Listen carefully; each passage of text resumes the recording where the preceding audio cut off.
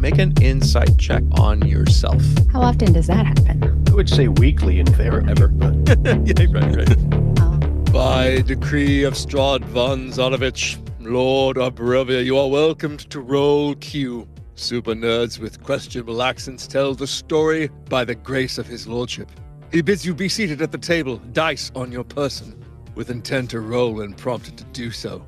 Before I read the verdict to be handed down to the accused, I present Shannon with the 25-word recap. Some of these words are hyphenated significantly. Here we go. Kretsk, Wolfsbane, Sidequested, Berez, Witchy, Scribe Vibes, Wachter Flop, Circle, Totally Not Occult, Rahadin, Dinner Date, 8 Days, Strahd, Drama King, Tatiana, Yeeted, Delisnia, Mess, Aura, Trauma Dump, Begged, Mercy-ish, Chaos, Continues, Send Snacks. You're welcome. I love how that did not recap anything, and yet everything. It's okay.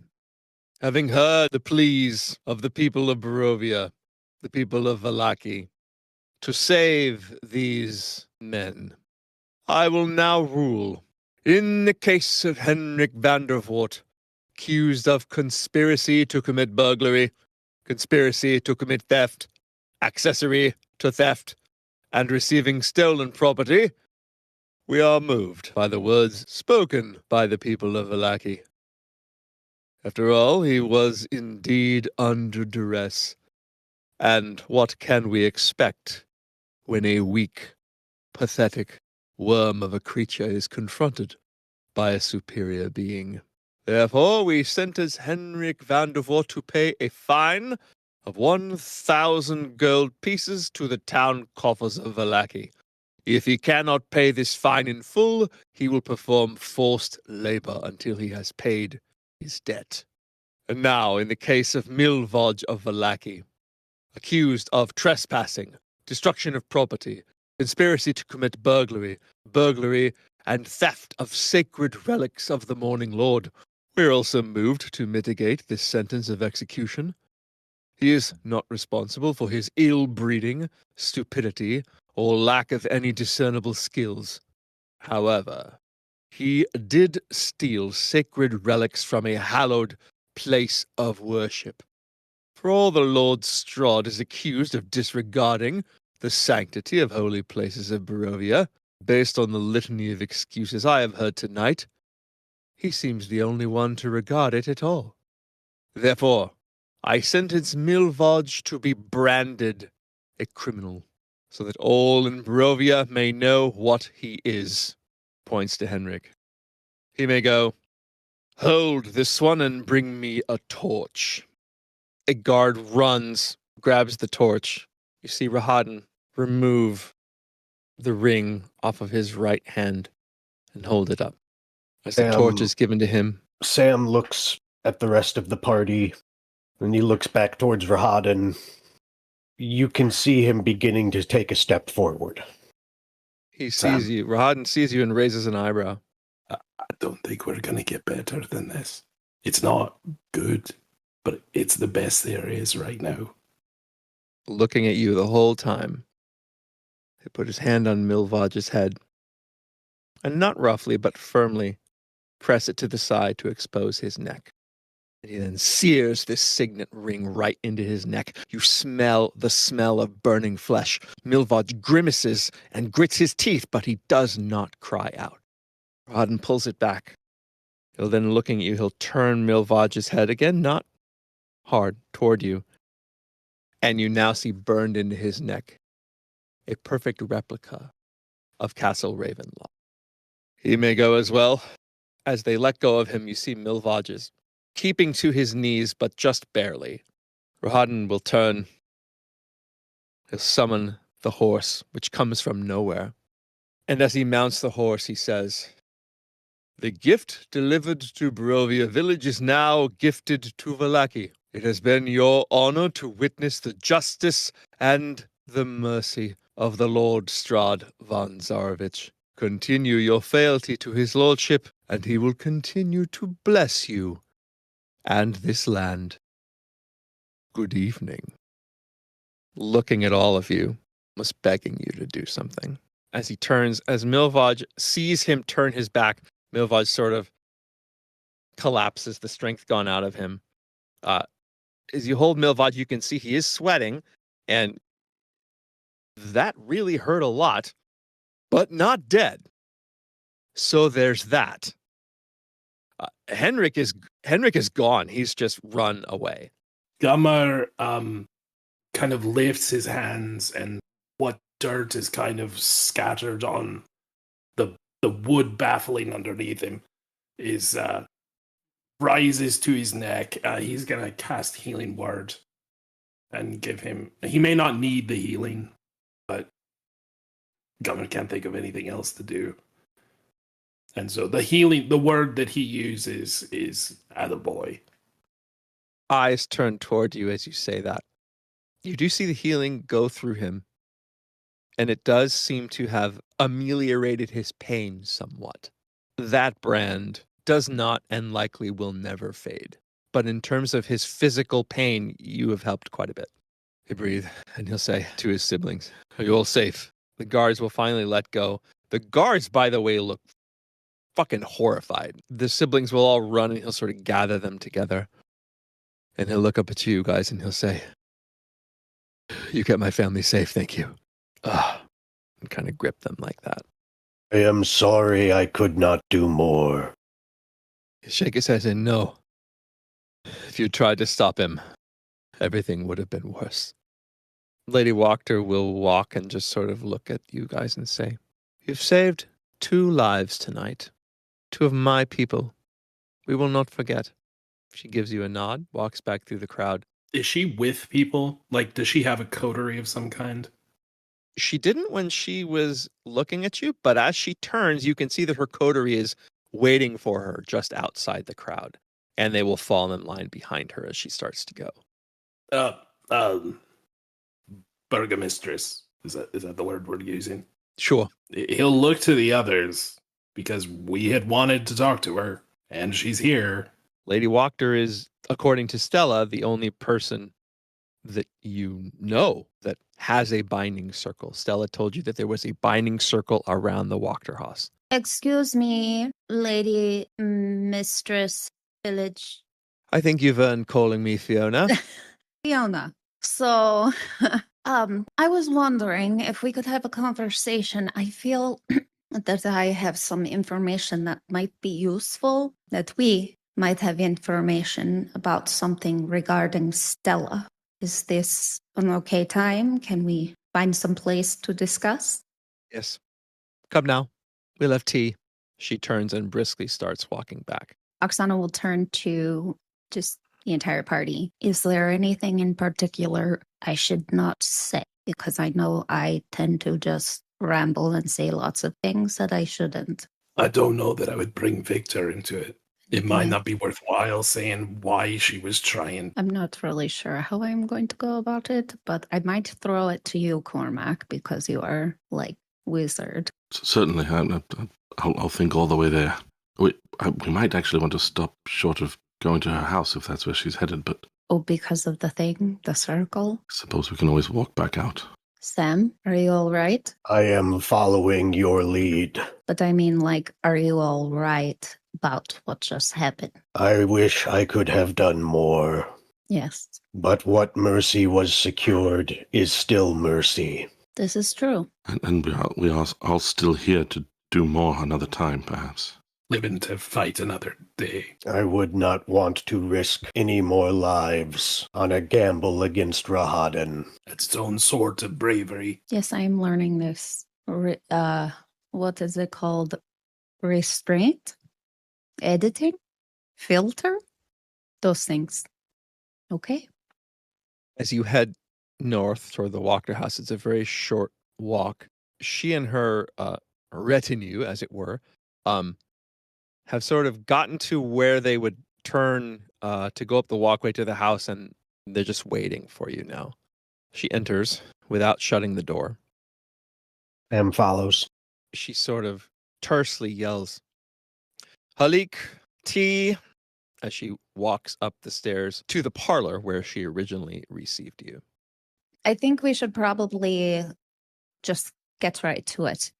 We have reason to believe that we might be able to help Stella. Now, I can't get into major details, but I noticed there might be something here that you have that could be helpful. And actually, Cormac probably knows a little bit more about this. Oh, well, I think there's no way to avoid one portion of the tale that involves us having, after a fashion, communicated with Stella. A brief. You know, one of the issues with the refugees outside the gates was that they've been having trouble, as have some of your citizens inside the gates, with these pastries that have been sold, and we were looking into that issue and ran across concern that those responsible might be able to escape into the ethereal plane. It's not something I'm a specialist in, but I've read a bit about it, and in the course of trying to figure out how we might prevent that, researching the ethereal plane and so forth, we encountered some communication coming to us from it, and it appeared to be your daughter. She'll sit. We may need perhaps to stand back up simply because, well, if only to prove to you that what we're saying is the case. You see that I don't think there's any other way we could have come across it. I didn't see any indications on the way in just now. But this person that appeared to be Stella indicated to us that you might have certain protections around your house that prevent her from communicating with you here, a binding circle. Where did you see Stella? How? Through a mirror. And A mirror. I believe if we were to escape with whatever confines, wherever the circle is around your abode, if indeed that is the case, you might be able to see her in this fashion as well. Have you any evidence that what you're telling me is true?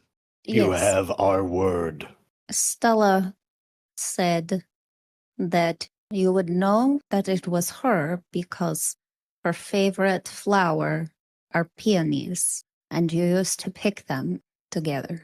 Eyes will move to the mantle, and on the mantle you see a vase with 2 peonies in it. She'll say, "This is not proof. There are other ways you could have found this out. Like how? Why has she spoken to you in the mirror but not me? Because you were not there Where where the mirror was. Well, and must we outside, fence like this?" I don't want to fence. I care about you being able to see your daughter and Stella being able to return to her body to be with you. What possible valuable reason could you have for not telling me where the magic mirror is? Well, I am And who terrible. showed you? I am terrible with direction. Gummer, Or throw me under the bus. I love you. Fiona. It was Victor's mirror. He was trying to keep her soul safe. She tried to contact you. She can't get in the house because of that circle. Maybe we're not the preferred messengers, but she tried to be the messenger herself and it didn't work. So here we are. Every bit of that story rings true. That is the circle's purpose. The soul is in the ethereal plane. It is doing its job by keeping her out. We shall have to lower the circle. Halik, bring the model. She'll stand and walk towards the fireplace. She'll turn and look at you, Oksana, and she'll reach into her dress and pull out the note that you wrote her that you left under the portrait of Stella. And she'll say, "Apologies if I am being sexist, but I believe this would be your writing, Oksana." Yes, it is.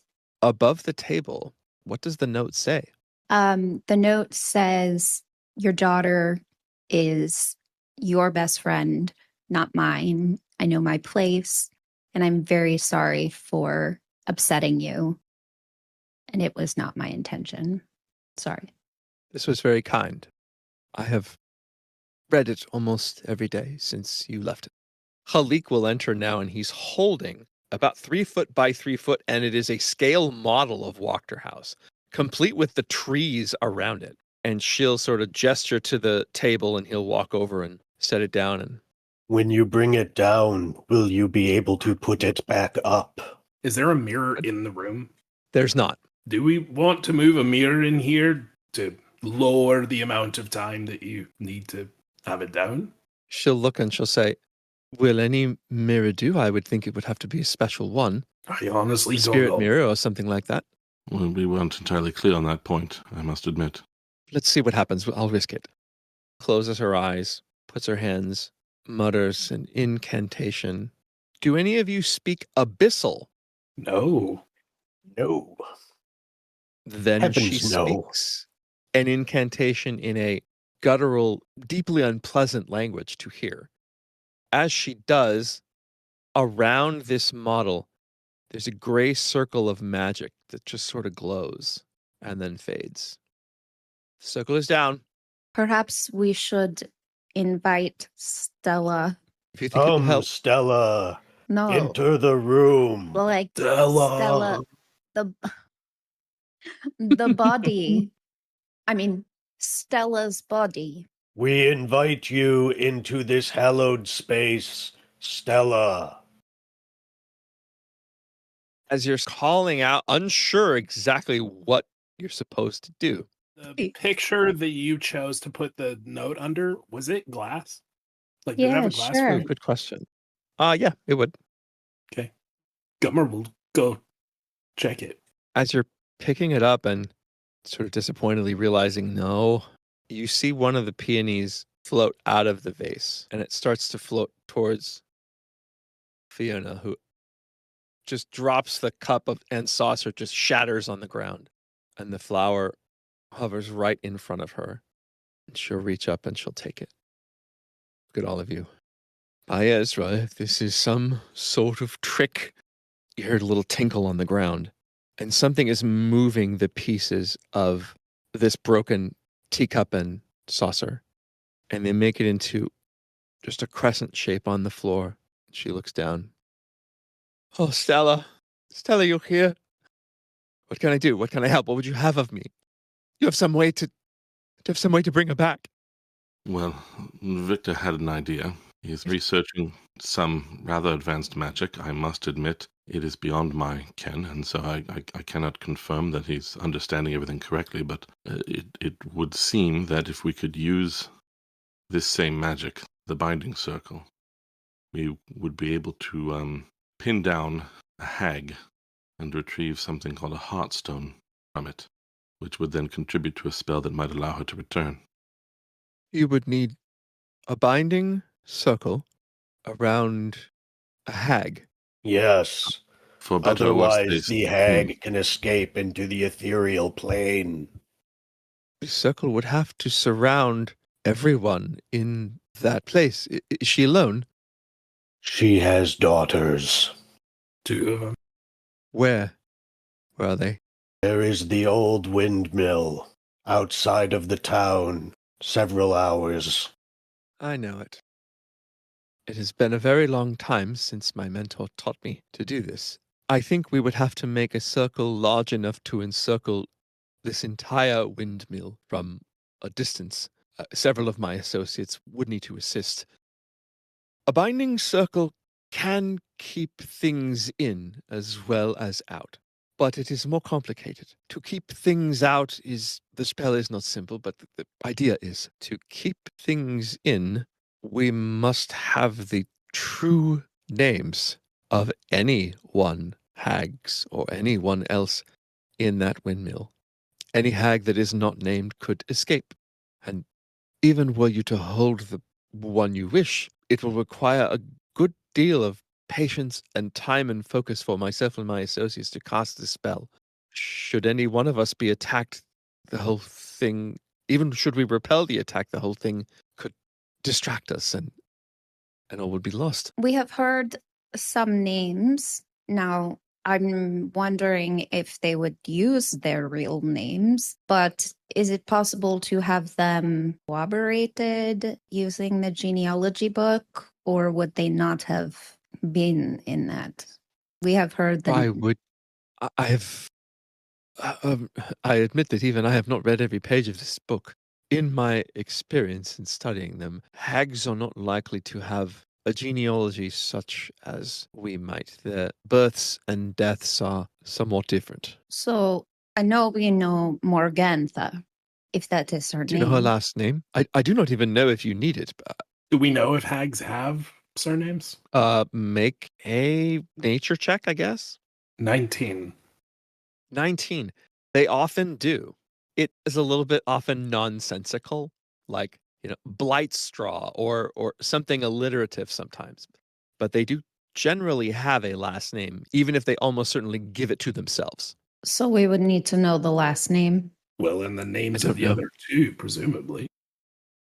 Why do I feel like she did say their names? She did. did give you their first names, yes. Bella and Ophalia. Of course, ideally we were hoping to have only one of them to deal with anyhow. But in the time frame we have, I doubt it. Very plausible to lure her to some other location alone. Hags, like witches, I'm told, often exist in covens, which increases their strength. I'm not an expert. We believe that to be true in this case. I will be wherever you tell me to be, whenever you tell me to be there. I and my associates will be prepared to do our part, but I will need those names. It is part of the incantation, and I cannot do it without them. Also, hags often have captives, often children. I would not bind anything or anyone without knowing that that was not the case. If there are prisoners or anyone, you must free them first before we cast a spell. Should the hags or anyone attempt to harm us or attack us, you must hold them off. As I said, a distraction could make the whole thing fall. I think the question of timing, Oksana, was an astute one. Can you perform any part of the magic takes some time? Can you perform any part of it before having the names? Can the names be sort of a last second addition, or? We can. Or like do sentence them? We can certainly do part of the ritual and hold it until we have the names. I do not know that we can hold it for an indeterminate amount of time. And, or even just the knowledge of whether or not they are captives, as you say. If we took Victor with us, again, or perhaps, I'm not sure that I can manage it, but if he were to teach me the messaging that he had done to call us over recently, he could perhaps, if we found either a lack of captives or ascertain their safety or even got the names, he could send that information out quite quickly. But there's no way to know they would give us the names. I guess we ask around. Oh my, this is quite complicated. Above table, did we ever find out how far he can travel? Like, didn't he? Am I misunderstanding what happened here? About Erasmus? Yeah. I don't. There's not been nothing's been spoken about the limitations of Erasmus's ability to travel wherever he wants or not. It's not been discussed. And But I'm not talking about that. That's a Right. good idea too. But I was just saying like Victor can sending spell the Right. names or the info about captives if he goes in with us. Cormac gave Oksana that idea. That's a good one. Fiona, how long have you known of Morgantha? How long has she been here? I heard rumors only until about, well, it was when the refugees arrived that she began to. When did you hear the Haunt. rumors, though? When did those start? Oh, goodness, since I was a girl, so 70 odd years ago. Hags in the woods in a place like this is certainly not something to be. Guess what I'm saying is the Vlahoviches have a lot of books. Maybe there are stories in there from a while ago. If they've been here long enough and they can't leave, maybe there are already names written down somewhere. It is certainly worth looking. The Vlahovic library is vast. Yeah, we know. And poorly Victor may organized, be if able I to- say so myself.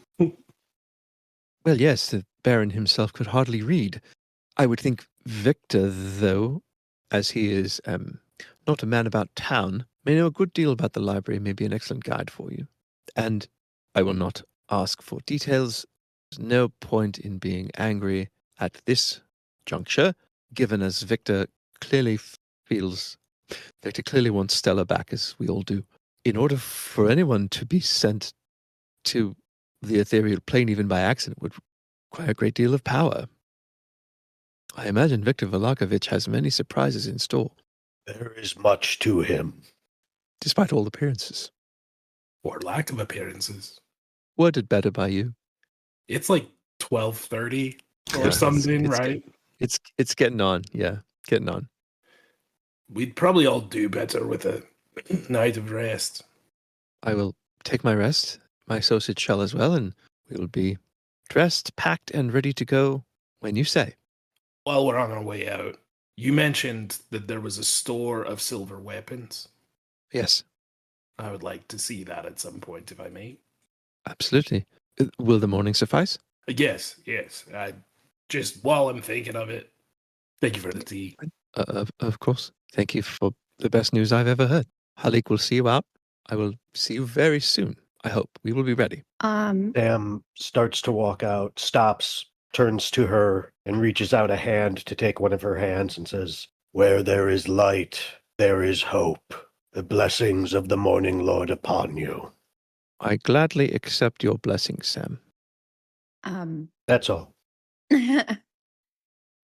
As we walk out, Gomer, do we need to go to the library now or? Oh, I was gonna go to bed.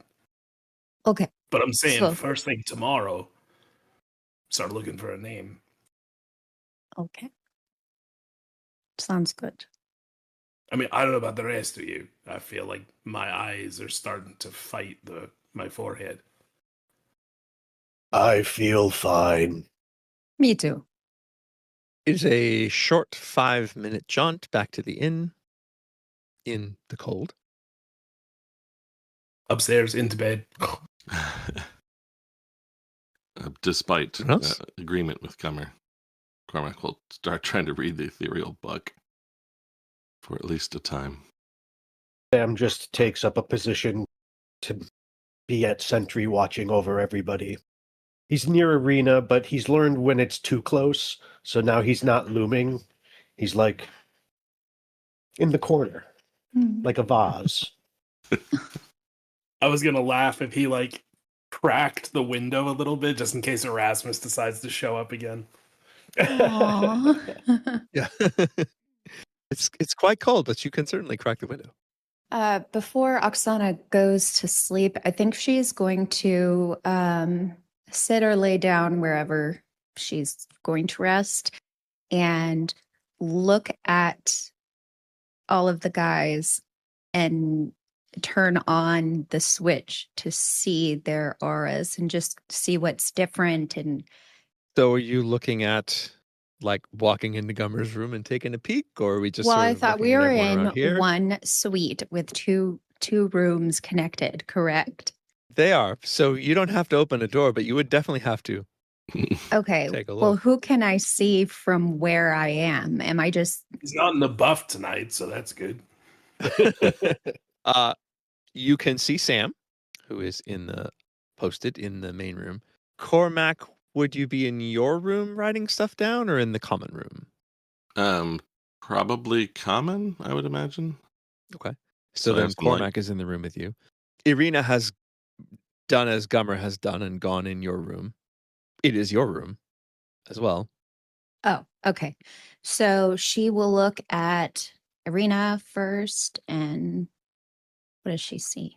Irina's aura, you can almost see the moment where she starts to drift off to sleep.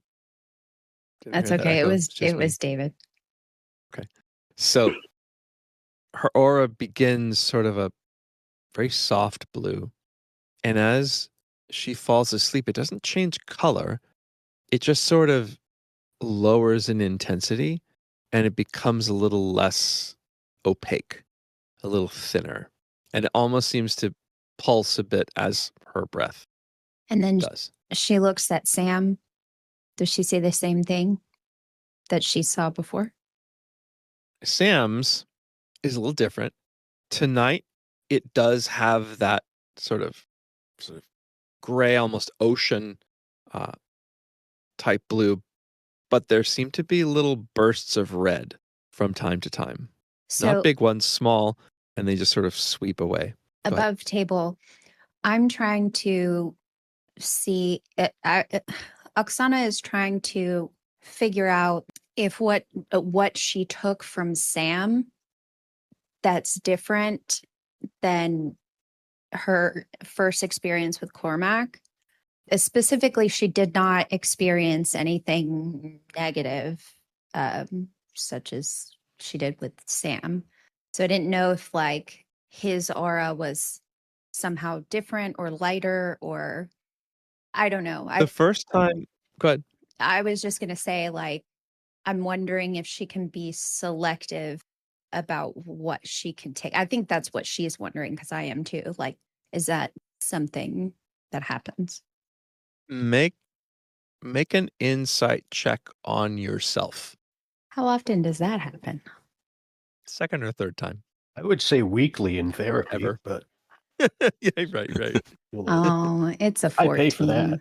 It's a 14. It seems possible if you can take in memories, and if you can attach a color. Maybe the red bursts of Sam's are ones that are not good, and maybe you could just take those away. How you might actually go about doing that in the moment, at this point, it's just an idea. Okay. And then depending on how far Cormac is, she'll get up and do the same. And if he sees her, that's okay too. As Cormac is reading this book, Cormac, I'm going to have you make an investigation check while I describe this. Sure. His aura feels almost, not that it wasn't alive before, but it feels almost frenetic now, as though it is working very hard, as his brain works very hard to take in as much information as he can. The colors are the same, though. That's not different. It's kind of a purple. Do you look like you're staring into the cupboards in your fridge at 1 o'clock in the morning? Is that the look Oksana has on her face? I don't think it's creepy. Although I keep saying that, and after a while, you edit yourself and then you go, "Oh my God, she's just staring at him for all of these episodes." Yeah, no, I definitely don't think it's creepy. I think if he were to talk to her, she would tell him what she was doing. Are you all right, Oksana? Yes, I am. I hope it's not intruding, but I am looking at your aura. Oh. What does it look like? I thought you were asleep. Gosh. I mean, in your rest. Damn. Sorry. It's a good question, though. Well, it's very interesting. Everyone is different. Sam, and I don't remember what it's, red sparkles. And Irina is sort of a soft, whatever was said. Sorry, it escaped me. And Cormac, you're purple and seems to be moving frenetically. Maybe our mind is racing, obviously, probably reading. Well, it is a fascinating book. And I don't know about Bummer. I didn't want to interrupt him sleeping. How do any of them look more delicious than others? Well, I'm not hungry. I don't know. How does that work, DM? I would say it works like this. Sometimes you want tacos. Sometimes you want pasta. Sometimes you want pie. Though there is not a taste aspect to these auras, I would expect each would provide you with something different. And if you try hard enough, you can pick the nuts out of Sam's brownies. What? I mean, that's all I can think of the whole time. There's like, she's trying to learn, because I'm such a picky eater. She's trying to learn how to like eat around the beans in the burrito. Or Oh my gosh. So I'm gonna take some liberties, DM, if that's okay. Well, I'm not going to lie. Obviously, you are more delicious because I like you. But I also like Sam and Irina. So I don't think it is that way. But how is Sam still creeping? Looming? Oh yeah, he's right there. Okay. But I think the thing that is most appealing or appetizing, I guess, in this way is the shadow in between the colors. And you have a lot of shadows, Cormac. It's just It is absurd. because I serve the Morning Lord, and the Morning Lord's light banishes the shadows from within me through my devotion and penances. Yes, most likely. I mean, I could teach you the catechism, Cormac. it's like a genuinely interested look. You know, in all the time of trying to figure out what was going on with my situation and the things that follow me and so forth, I certainly explored religious options. They seemed to have some, or seemed, I don't know, to have some evil about them. Perhaps only from my own guilt, I had turned more towards the study of Ilmater and the sense of forgiveness than he suggests, but there's an undeniable pull to what you've done with your faith in the Morning Lord, Sam. I would be very inclined to take you up on that to some degree. I will always be available. It would be my honor to share what I have learned. It's a great boon. In the meantime, however, I have learned some fascinating things from this book, because I used my little ring to get my advantage and rolled a natural 20 for a 27. Oh, yeah. Damn, bro. It is a tome. It likely has everything that is known about the ethereal plane as well as some speculation as well. The part that seems most useful to you now is that in the end there is a bestiary.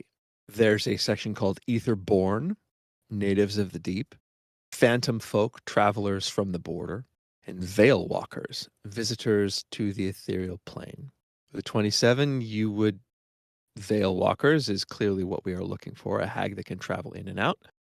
So you see creatures called nightmares, fays, spiders, and there is a section at the end called the Matrons of Malevolence. It goes into great detail about night hags. Most useful is this paragraph at the end.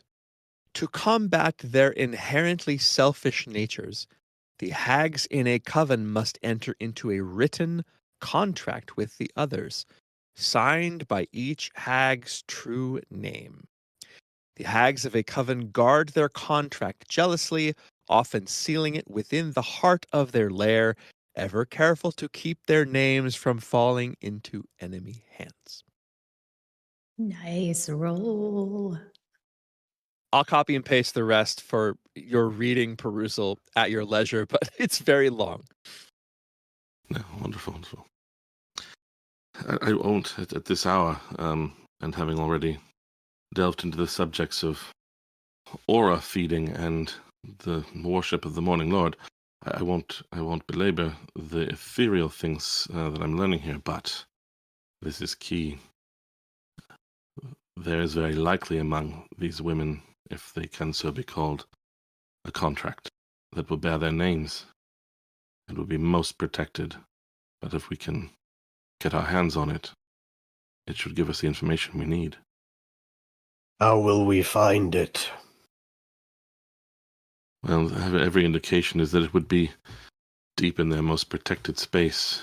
I don't know if the windmill itself is their lair or not, but it's the best guess we have at the moment, unless we would learn more from perhaps speaking with the folks whose dreams have been invaded and so forth. But We would have to infiltrate their home. indeed, whether we can do so ahead of time or whether the information will have to be relayed out quickly, or I don't know. You know, I think that Morgantha was very, very excited, well, as excited as a hag can be, about her recipe and mentioning her daughters. I can't remember if she invited us to the meal, but I wonder if she did. I wonder if we go pay her a visit, see what she has to say. You know, she doesn't know that we have not been eating her pastry that we had 3 of. Well, she might. I mean, no guarantees, of course, but if... just thinking about what we might have tried to learn of her by speaking to those whose dreams she has been tampering with, it's possible she does know when folks have been tampering and tampered with, when she has been able to tamper with people in that way. But I don't know. I would be interested just to ask around and see whether any of the others ever come to town on deliveries and that sort of thing, or perhaps into other directions, or if they are always holed up at the mill. Well, one thing I think maybe we can all agree on is that unless we are told otherwise, I would like to try to convince and talk to them. Maybe we can strike a deal. Maybe not. I don't want to go in guns blazing, or not guns, but whatever. Crossbows, stabbing. So Well, I close. don't know. You were It's... so close there. I try. I'm getting there. I'm getting there. I don't know how much chance there is, given how precious. But it did say at some point, did they say at one point that they could deliberately allow you use of it, right? Yeah, okay, so fair enough. Allow us use of what? The Sorry. Heartstone. Victor said Oh, that right. you Okay. could take it by force, We could try and bargain. or you could try and bargain for it. Well, I like. In which case, Victor thought that it might be something that could be borrowed. You would have to obviously either give significant collateral or make a significant promise of services. Well, I am no stranger to this, so I think it is worth a try. After getting, the information you so want. Yes, I understand it may be a bit of a repetition from me, but it seems like whether we're going to fight or bargain, having as much knowledge ahead of time as possible is worth it. I agree. But I'll understand nothing on the morrow if I don't get some sleep. You do Good that. night, Cormac. Sweet dreams, Oksana. Good night. Good night, Gummer. Good night, Irina.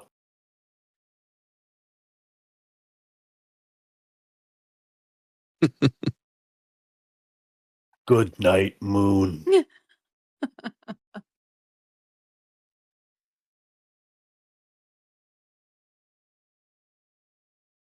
Cormac. Sleep comes easily. Easier than most of the time.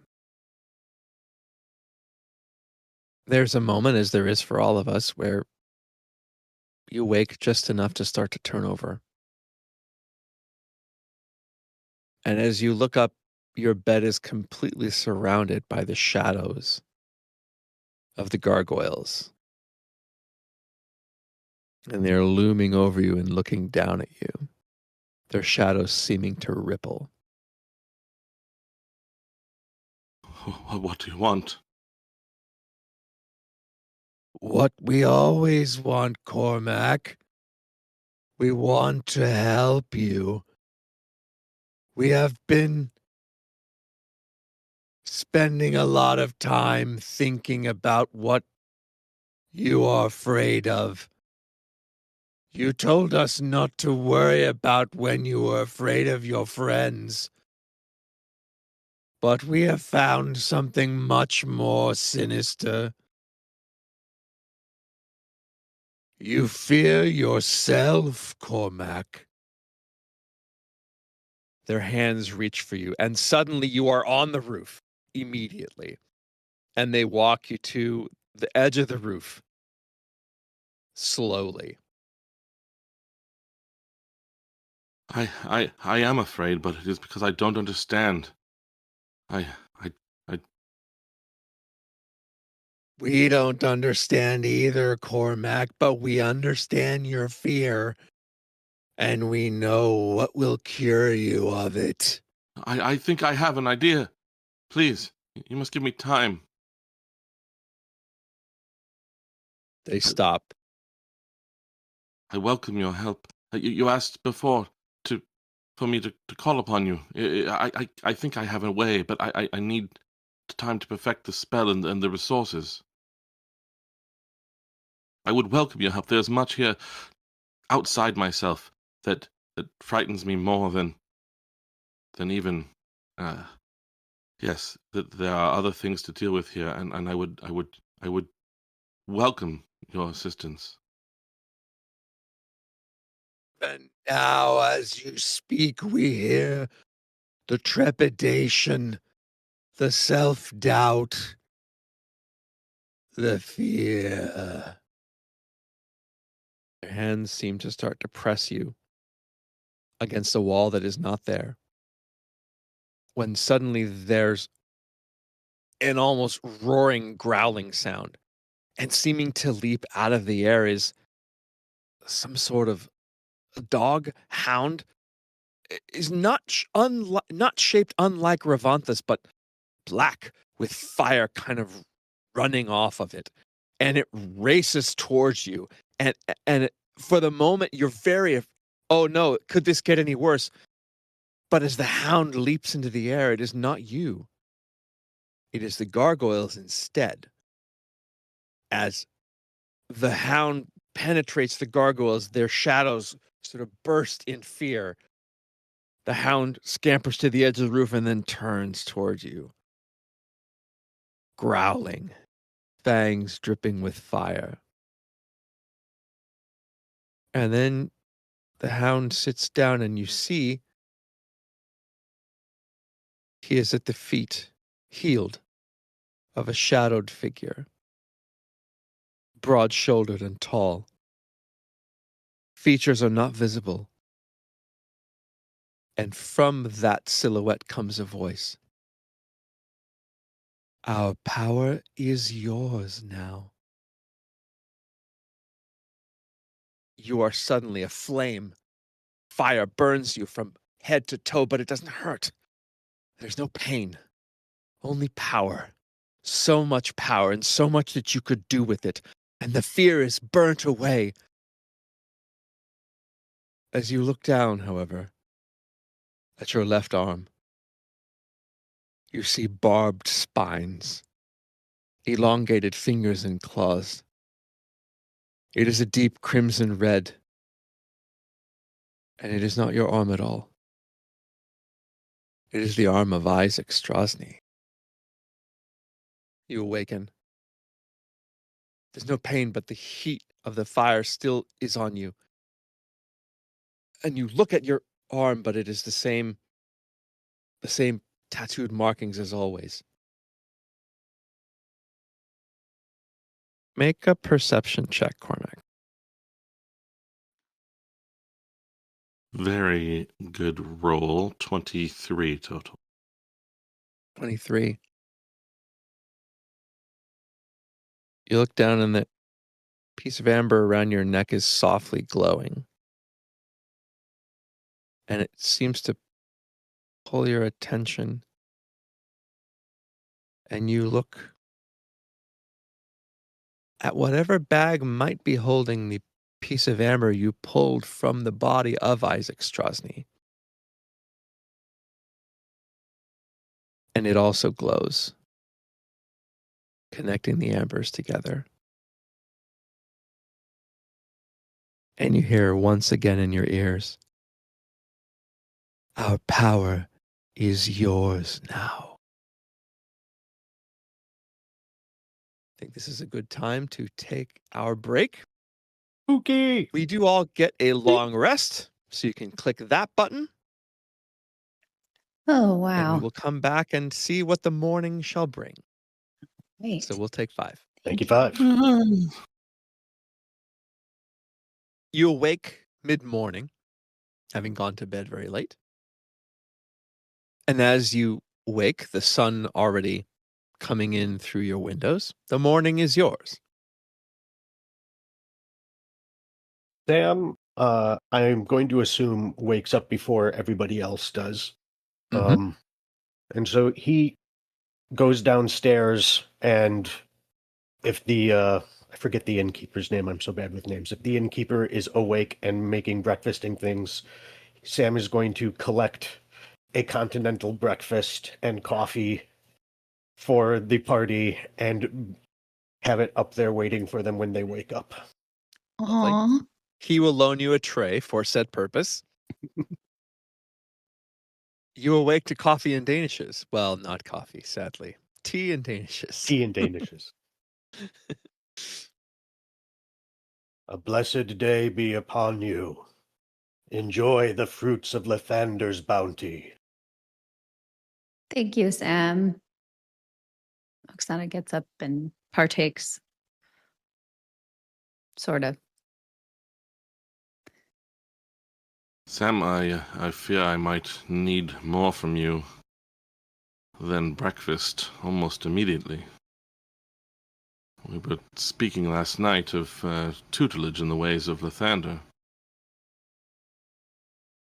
Well, if there's one thing I learned from some dreams I had last night, I need to be a bit less tentative about things, and perhaps this is one area in which I can do so, to simply tell you all about these dreams.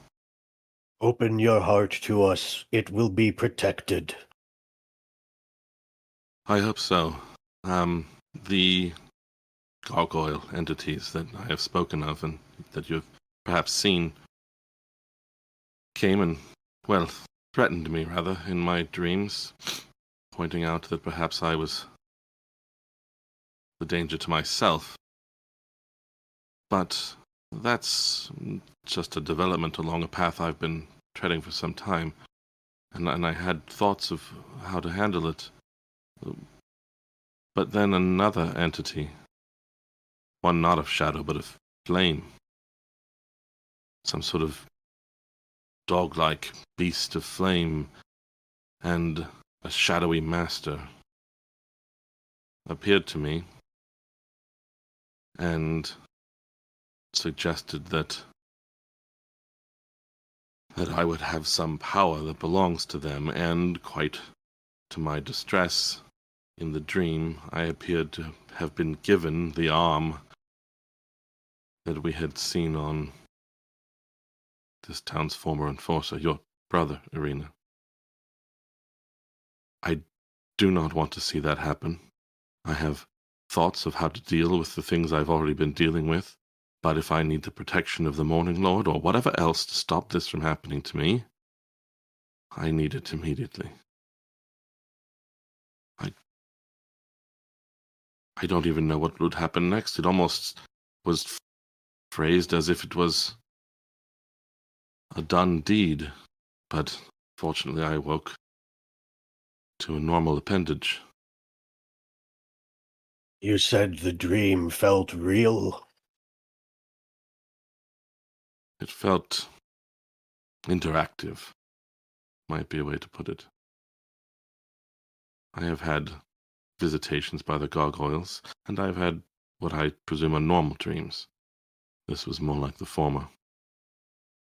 Yes, that is how I would have described what I can only call a dream. Speaking of this, sorry to jump in there.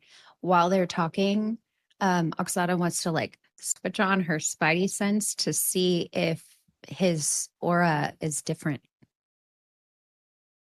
As Cormac describes this, when he uses the word shadow, there's a sort of a darkness that comes, flame and orange that comes. It's almost like the imagery in his mind is projecting through the aura.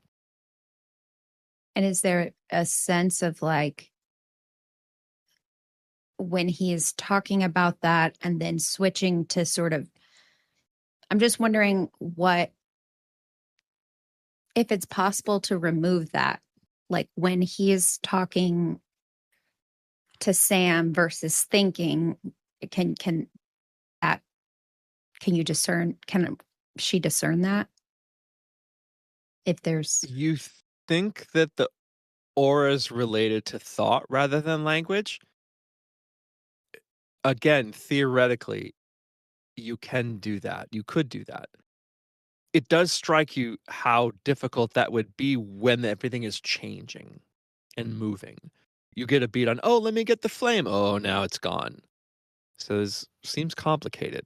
Though it does still feel like you could, maybe.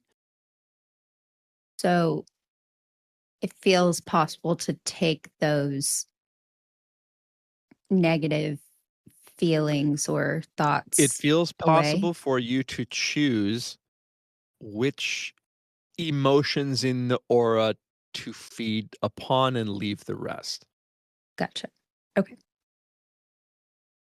I mean, I know that I have been uncertain in many ways, but I was just beginning to think that here in this place, the things that have plagued me would be a benefit, that I could figure out how to use them for good.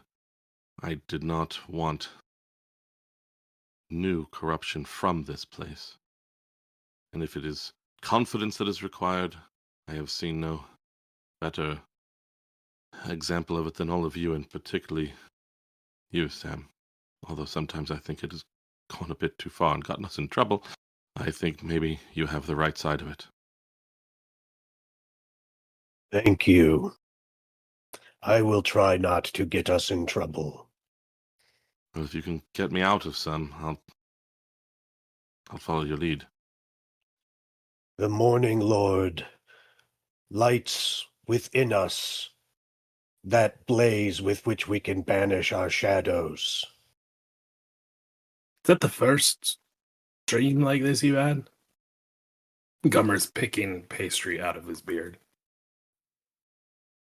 The first with this new force, not the first with the gargoyles. Sam, I know you said a sort of dream happened to you. Did it happen here? Yes. Nothing like it have I ever experienced before.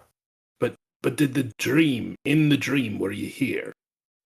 No, I was in a sort of mountainside temple complex. There were others like me. Oksana, you? Did I know what the dream was, Q, but was it actually a dream if it's coming from Mr. Man? Your Little patron man? said, I will see you in your dreams. Okay. I think trying to That's pin it down to definitions probably not. Yeah. I have had a dream here that was very disturbing and real, although I don't recall if I was actually here in this place. In fact, I was definitely not ending up in this place, someplace far worse. What about you? Yeah. Except mine was sort of weird. It was like I was between our old world and this one. And this one was taken over. There was a big old tree, ugly tree. Might be the food. I don't think wine agrees with me. Well, I mean, I'm so overcome by the already myriad forces assaulting me in my sleep that hadn't really considered, but you suppose you're right. I mean, these hags and the pastries and all that, I didn't eat one, but I mean, the things I was reading last night, the hags, night hags of this sort, do assault people in their dreams, even without, or at least they're not always associated with this sort of need to poison someone or get in their system in that way. So maybe there's just a connection to them, but there's much at work in this land. This is a dark place. There is a cursed blight upon it. It may be affecting us on a spiritual level. The tree in my dream just repeated what they had said at the graveyard, Oksana. He is the land. I don't know who he is, but if it's Strahd, then yeah, the entire place is a blight. I'm just wondering if we are like dead. Is that We were sent here for a reason. There was a purpose to our coming. Lathander makes sure the light reaches even into those places most occluded by the dark. I can't imagine Lathander having. I can't imagine that these hags would be interested in making me become a lemur. Is that what they're called? Okay. Because that's what I had, dreamt about. But it was my patron, and I think it was all of his choices. I don't even know that we had met the hags. Had we? Q. So unless they have, like what Strahd has with the rats and all of that, how would they even know we were here? Perhaps you're right. More tied up to our apparent destiny with this place, then. Or perhaps, well, Arena, it's not just the sort of thing that happens to everyone living in this place, is it? Vivid, strange dreams of powers competing for your soul, etc., etc. I don't dream that, Cormac. I believe that is my actual life. Yes, you may not be the right person to ask, even in this place, as you too seem to be special. Blissfully, my dreams, I never remember them. Maybe. Go ahead. I was going to say maybe there's something more about these dreams that is in the library that could maybe shed light on these hags and what is happening to us if we're going that direction. I suppose we ought. Well, yeah, and those names aren't going to find themselves. This is true. Oh, come on, you were asleep. Yeah. Well, we certainly should look in the library, but this book has already indicated that there should be, inaccessible to say the least, but a contract between the members of the coven that would bear their names. We would have to find it in their most protected place, but a backup plan, perhaps. Or to get one of We them would need to speak fight out. our way through, and in order to fight our way through, we need the names. But unless we don't fight. Yes, maybe fighting with our words, carefully chosen. As you wish. I will do battle in whatever form is required. I suppose that's the confidence I'm supposed to aspire to. To the library, then? Yes. I shall do battle with the library. One could hope we roll better. I have to stop That's how my Carbon. students feel. Down. You guys walk out to a drizzly day here in Vallaki. Gray and cold, not heavy rain, but misty almost. And you walk through the square down to the Baron's mansion. Acolytes on guard? No. No, doesn't seem to be anyone on guard. Like Okay, creepy so we Sam Nice. walk knocks for on the ourselves. door. You hear from inside. Well, come in then. Oh no. Was that, we are coming then? Or was that, well, come in then? The letter, I think. Open will open the door. and come in the house. Sam goes in.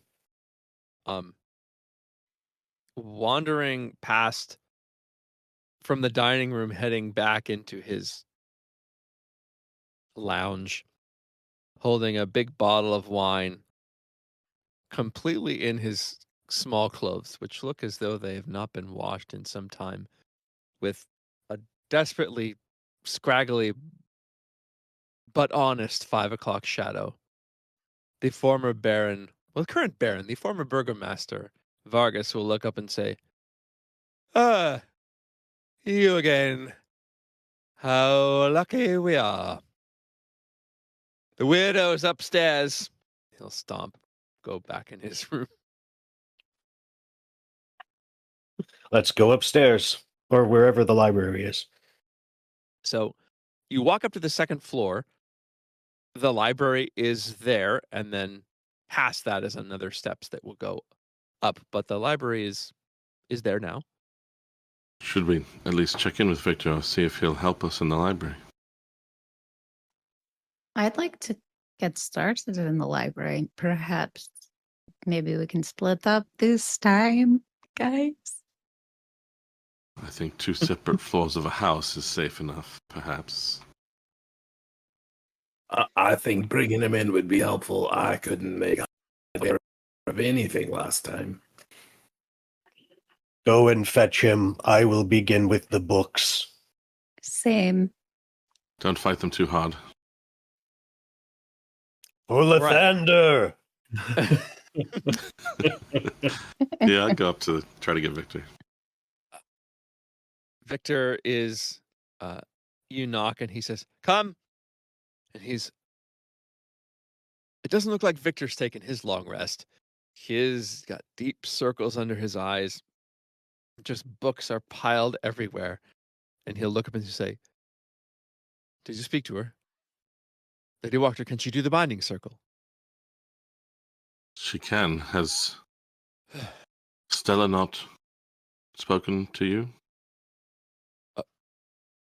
No, actually, I haven't seen her since last night. She smiled and then she told me she'd be right back. She hasn't come back. Is she all right? Well, as far as we could tell, she did manage to make herself known to her mother. That's good. I wonder if perhaps she got stuck in the estate.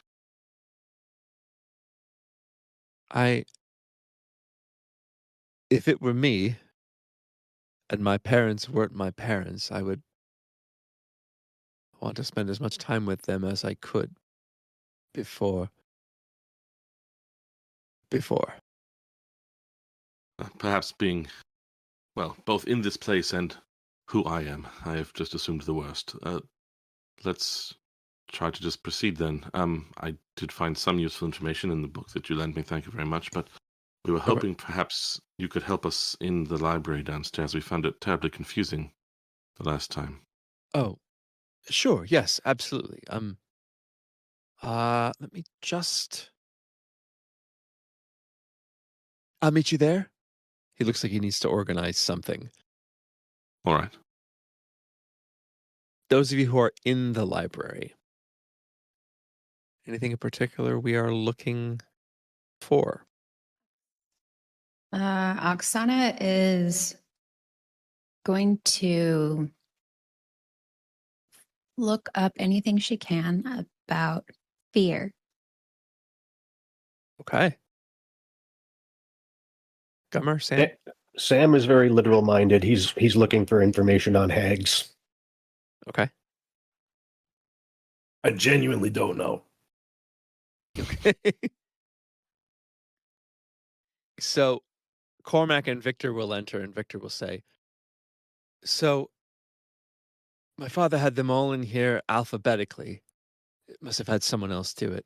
But I've sort of tried to arrange them by subject. So here we have sort of histories of Vallaki. Here we have reference materials. Arcane books are sort of in this section. Sort of bestiary and books on animals are here. Cormac, is there anything in particular you're looking for? Or anyone? Sorry. Gummer would like to help Sam. He would like to look specifically for examples of deals made with hags. What sorts of thing they want, what sorts of things they deal with. Okay, very good. So with Victor helping you, Cormac, what would you be looking for? Well.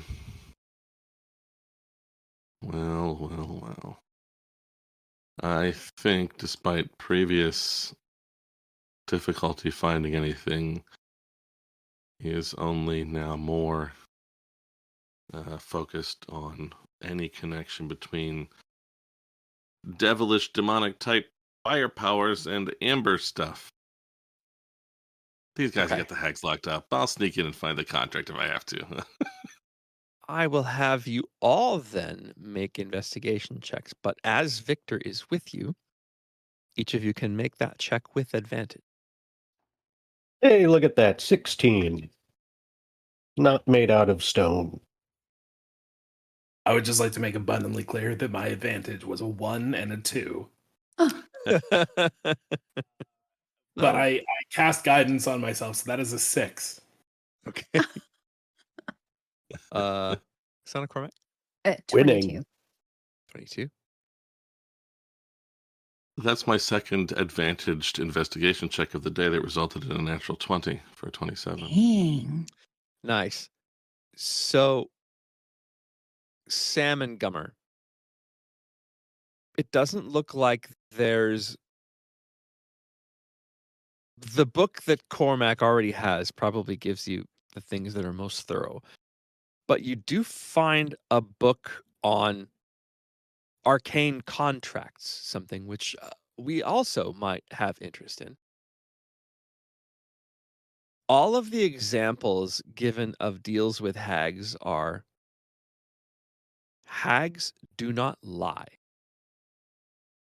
They will stick to the letter of their deal. It will be, however, the letter of the deal. And if a hag can stick to the letter, but in some way violate the spirit of the deal in order to gain power, advantage, wanton cruelty, they will do so. So most of the books, the examples will be, a woman said, bring my dead husband back to life, and she raised him as an undead, that kind of thing. It sounds like the books just sort of, they all read very much like cautionary tales. A hag won't lie, but just be very, very careful how things are worded. And if the hag words something you don't like, hags actually enjoy the back and forth, the negotiating of the exact wording of the contract. Haggle. Hey. Nicely done. That's a racist stereotype, I'll have you know. What are we talking about? I always pay sticker price. Are there any examples of people doing the same to them? You do not find a confirmed example of anyone tricking a hag. Except there is a book that you find in another section just as you're about to quit librarying for the day, however long that takes. It's just folk tales, like fairy tales, and there is a story about a clever trickster who is able to trick the hag into she's able to trick the hag into giving him all of her treasure and gold. You don't find anything that feels real. But in the Sword Coast and in Barovia even more so, the folktales feel real. Oksana, as you are looking for books on fear, the science of psychology in this time and place and material plane in this moment is not particularly scientific. Fear, some books say, oh, visit the apothecary and take a potion for fear. Some advise you to throw yourself into work, to all kinds of different things.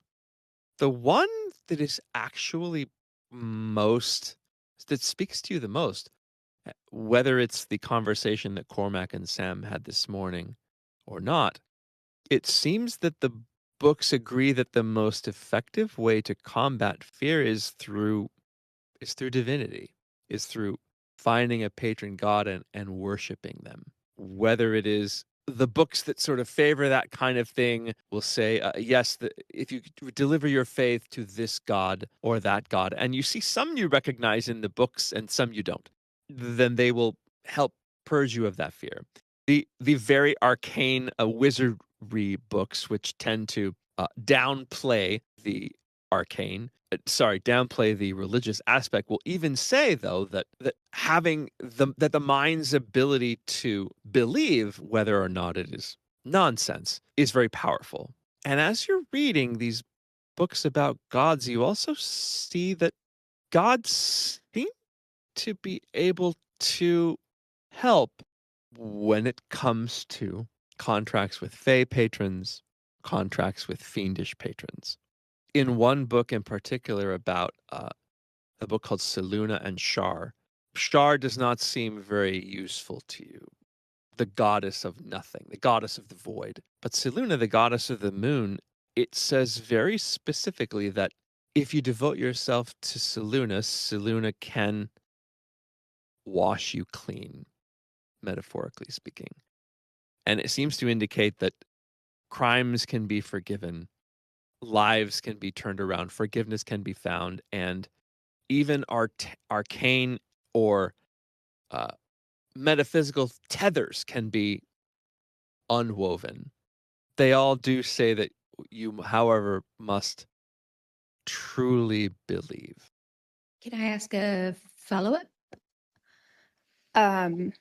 When she read about the tethers, would she have read that as part of this transformation, as being able to get back her life? Or it did say that curses could be wiped away.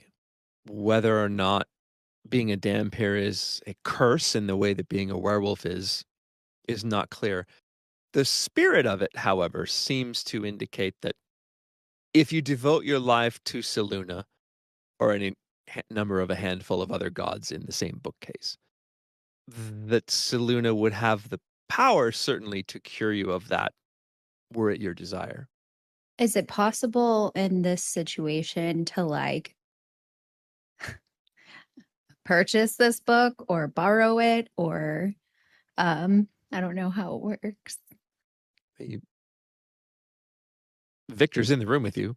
Oh, Victor, I'm very interested in this book. or these books. And is it possible if I could borrow it for a short period of time? What book is it? Um, He'll look this, at it and go ahead. Sorry. I was just gonna go ahead. When he sees that it's a book about gods, he kind of sneers. You can keep it. His utter disdain for it, like, he's not interested at all in that. As a man of arcane science. So, And- sorry, go ahead. He's told you that you can take it and keep it. And just to clarify the fear thing, the psychology component, would she have seen anything about like seeing, not reading minds, but kind of the psychic energy component of her? I will say no. On another day in the library investigating fear, rather than leading you up a divine path, you might let it take you down a different rabbit hole. But this one does not discuss psychic energy. Okay. Thank you. Cormac, remind me what your natural 20 shall tell you. What were we looking at? Any connection, like I'd already sort of failed to find much about Amber, and there was the indication of the temple that don't go there ever. But back to that well a little bit, but with the specific add-on of, is there any connection with what seems to be a sort of a fire-based demonic or devilish power? It's hard to get, again, most of the Amber stuff seems to be, don't do it, don't do it, don't do it. Yeah. There are two interesting tidbits, though, with a natural 20. One which is sort of mind-opening. The tidbit which is more straightforward is that it seems to be indicated that there is an Amber temple, and that at least at some point guarding that temple were the Knights of the Order of the Silver Dragon. And apparently the Amber temple had something to do with a separate location, which seems to be called Arginvost's Hold. And you think, well, Arginvost's Hold, it must be the same place. Arginvost seems to be the name of the Silver Dragon. And all of this is sort of found to say, all of these powerfuls, dragons and knights, guarded against anyone into the Amber Temple. Sure. What is a little bit mind-blowing is you are actually going through when you're doing that, you're sort of looking through, okay, let's just look arcane substances from the very mundane flint used for this spell, thread used for this. Amber seems to have two interesting properties that are almost flips of one another. Amber is known as being able to encase arcane energy and arcane artifacts and keep them in. Artifacts which would otherwise be so powerful that they could not be contained. Amber is thought, if we put amber around this, it will keep it safe from other people tending to get it. There is at the end, though, a different writing, and someone skeptical has written in the margins and said, yes, but amber is known to allow miasmas to penetrate through it over time. Putting these things together, amber is likely used to harness and protect from evil relics, which is probably why you're not supposed to go there. But in the margins, whoever was reading and notating this book seemed to think that might work for a while, but that the spirit or miasma of these energies could pass through the amber, and it may not be as foolproof as one might think. Yeah. And that is the library. Nothing that would tell me any. Well, I guess just maybe the evilness. I guess is just No Go ahead and make. specifics on the. Well, okay. So with a natural 20, a fiery shadow guy with a fiery demon hound might be the exact kind of power that you would want to encase in amber to keep it away from people. All right. As time goes on and you guys sort of start to feel this sort of naturally come, say it's a couple of hours, naturally just comes sort of run its course. Victor will say, so Lady Wachter's agreed to do the binding circle? She can just show up and do it? We need to find the true names of the hags. True And they will names. need to be. Yes, and to activate the binding properly, and it will need to be done at some distance, and the casters, including Lady Wachter herself, protected during And we have its- to get rid of any, or let loose any captives they might have. I can help you with the captives. If you can find them, I can help get them out. True names, though, I wouldn't even know where to begin. Well, unless you gentlemen have found anything in the books, our best guess seems to be that they would be contained on a contract in the Hag's lair. I feel like we should go check it out and talk to them. Perhaps maybe they will talk themselves into showcasing their contract. Hang on. I agree we should talk to them. Ugh. He almost not shoves you out of the way, but definitely is like, move out the way. And he goes to one of the only sections you guys haven't touched, like the boring Valaki, like reference books and this and that. And he pulls out this book and he says, my dad made me read this book. I may have said something about how our ancestor Boris, who named the town, could have come up with something cleverer than Valaki for Valakovich. And so I was forced to read this book and write a history of the town, which took weeks. But in this book, he starts to flip. There are some blueprints, architectural diagrams, and I think, yeah, here it is. He opens and he turns to the book, and what you're looking at is a very basic architectural diagram of not only the windmills outside, but the inside as well. And he says, I thought this was really interesting. Ground floor and, of course, the millstone. But right here, it specifically says that the millstone, they're going to design it with a cupboard. Cupboard's not the right word.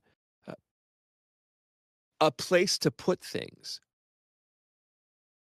Like a safe spot. A hatch. Hidey hole? A little hatch. Hidey hole is the technical term. They weren't that specific.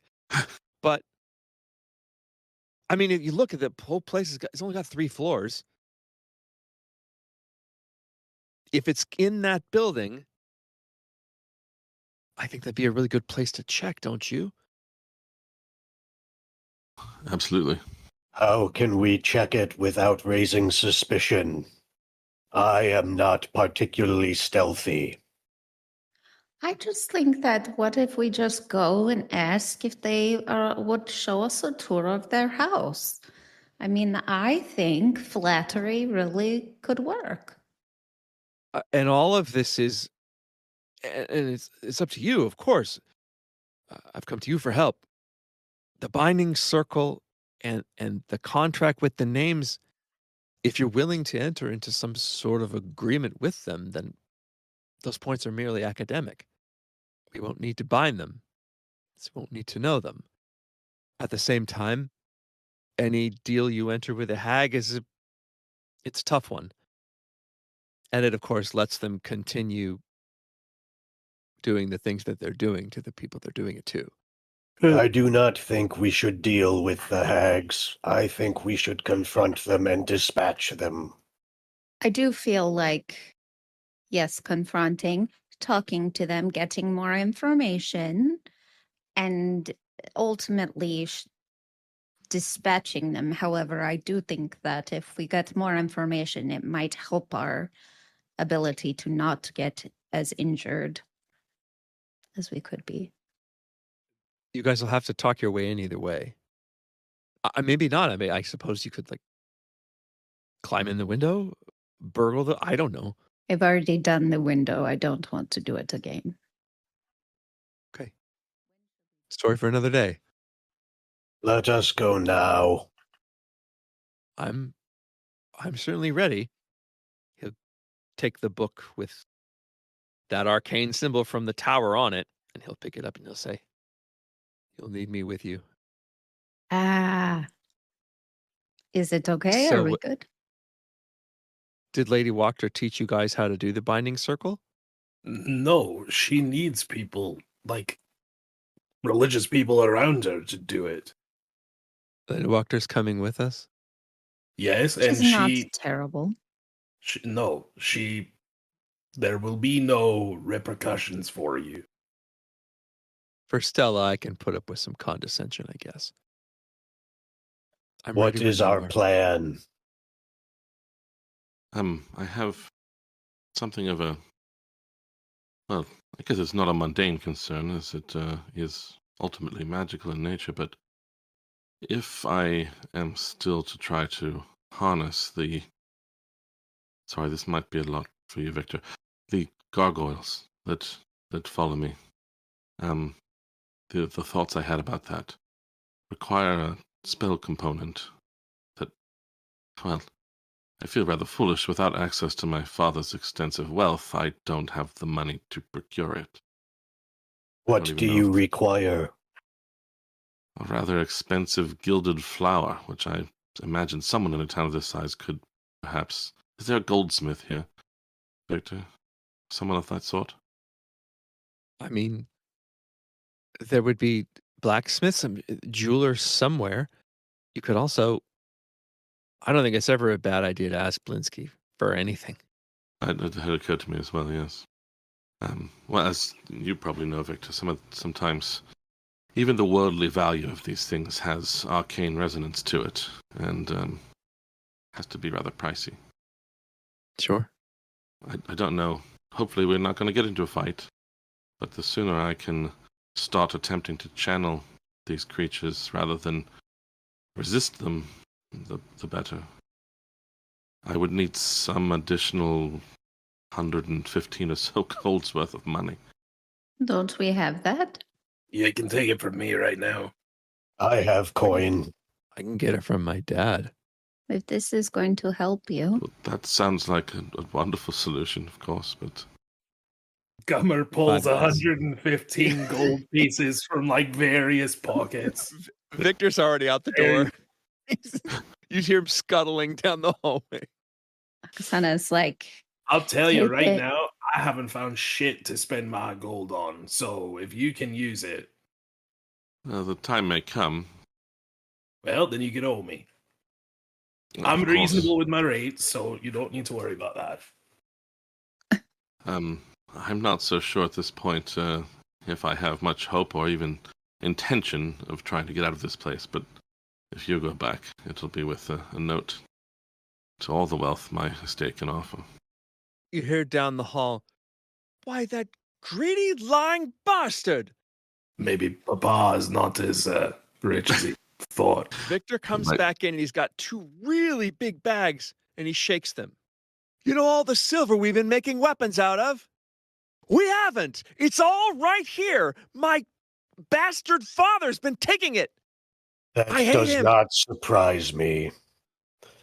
Avarice creeps into the hearts of many leaders. It is a temptation born of power.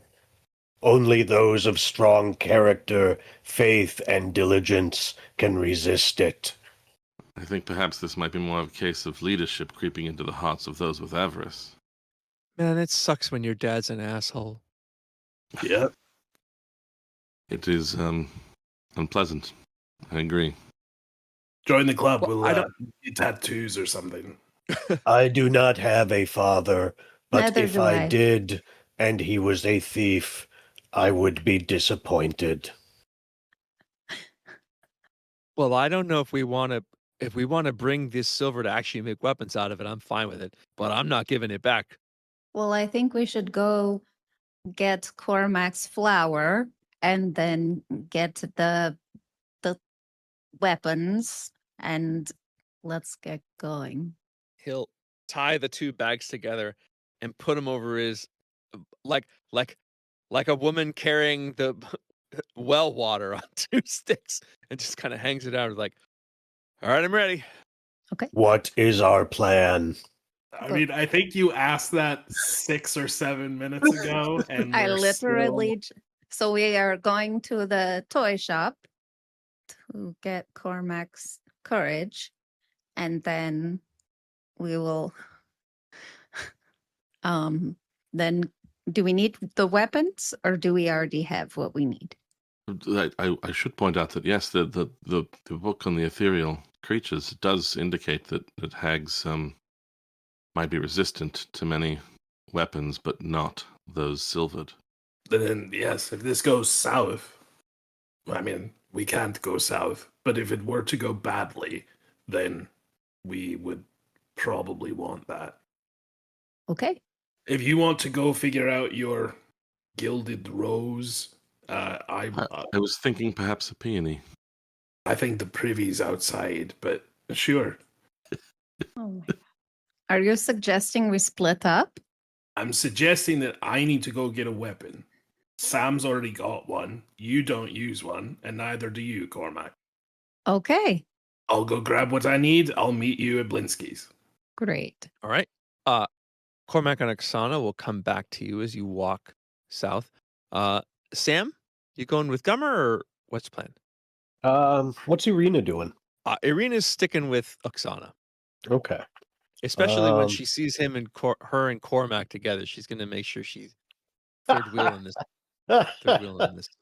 Sam will go with Gummer. Make sure that he gets a good edge on whatever he's buying. All right, Gummer, destination. So Lady Wachter had said that we would have our pick of any of the silvered weapons in the She did. armory. Where would that be? The Or armory is it currently wrapped around his neck? No, maybe. She seemed to think there were weapons already made. The armory would be actually near the eastern gate, close to the large. The eastern gate has the largest guardhouse and barracks, and it would be there, and that's the gate you'll exit out of. So it's somewhat convenient, Oh, well then we would probably all go together, wouldn't we? I suppose. Yeah. So Blinsky's and then on the way out. Someone needs to tell Lady Wachter also that it's time to go. However you want to accomplish that. Well, maybe we can stop by there and see if she has any additional peonies to cut. Okay, very good. So, where to first? Should we not still House. wait, do we all need out? So we all need to be together. They I'm don't need to confused. split up because where Gummer and Sam are going is on your way out anyway. Gotcha. So everyone has to go by it. Okay, Wachter first. Okay. As you approach the door, Halleck actually hears you coming and opens it and sort of says, I think they're ready. 4 of these acolytes come out, 2 men, 2 women, none of them even as old as 30. And they all have that kind of vacant eye, but they nod at you as though like, we're excited to go on this. Lady Wachter comes down, and rather than this sort of black-gray dress, which she has been wearing, she's ready to travel. Pants, leather boots, there's a green tunic, which does have the sort of emblem of the mist on it. There's a mace hung at her belt, and she's got a big black cloak that she sort of wraps around. And she comes and she says, all right, ready then? We are Victor? prepared. Sort of. All right. What's left? Carmog. Yes, well, for a spell I've been working on, I need, simply put, a gilded flower. We're going to stop and try to procure one, but I thought perhaps it might be fitting if it was one of your peony flowers, if you have one to spare. I do. Ruzak, a peony. One of the girls will go, "Yes, my lady." Turns and sort of walks vacant-eyed up the stairs. Wachter will say, "Victor, you're looking well." You as well, Lady Wachter. Thank you. Thanks for your help. Thank you for yours, Victor. Thank you for yours. Ruzark will come and hand the flower. Lady Wachter will say, "To him." Thank you. All right. Okay, cards on the table. We don't have the names yet, but we think we can get them at the actual windmill. I've no better leads, no better plans. I'm with you.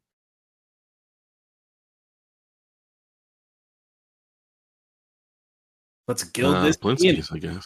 Yeah. Right. So you guys walk down to Blinsky's.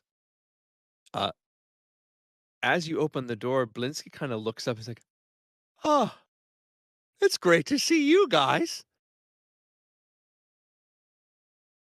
Come in. Oh, Is Piccolo still Lady here? Burgomaster. Is Piccolo still here? Of course he is." You see Piccolo up, kind of tapping his tapping his monkeys as though he's desperately bored. "He's a great monkey. What can I do for you?" Well, I don't know if it's quite in your line, but I'm hoping to gild this flower to the tune of about the value of 300 gold for Huh. a spell. Have you the gold?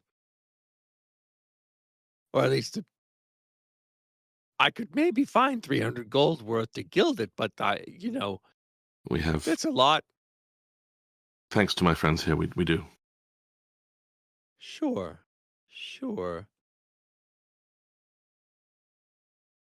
An hour?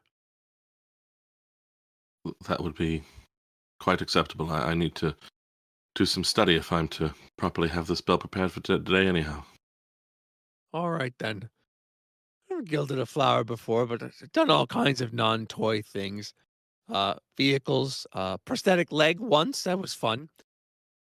This will be fun. He'll sort of walk out to the back. And he shuts the door behind him, just leaving you alone in the shop, surrounded by dolls and a monkey. Sam sees if he can pet Piccolo. Make an animal handling check.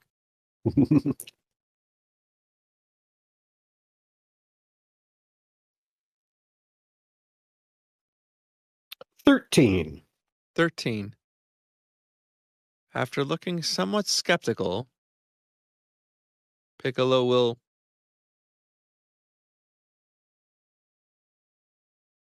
Sam gives him a few gentle pets and a little scritch behind the ears.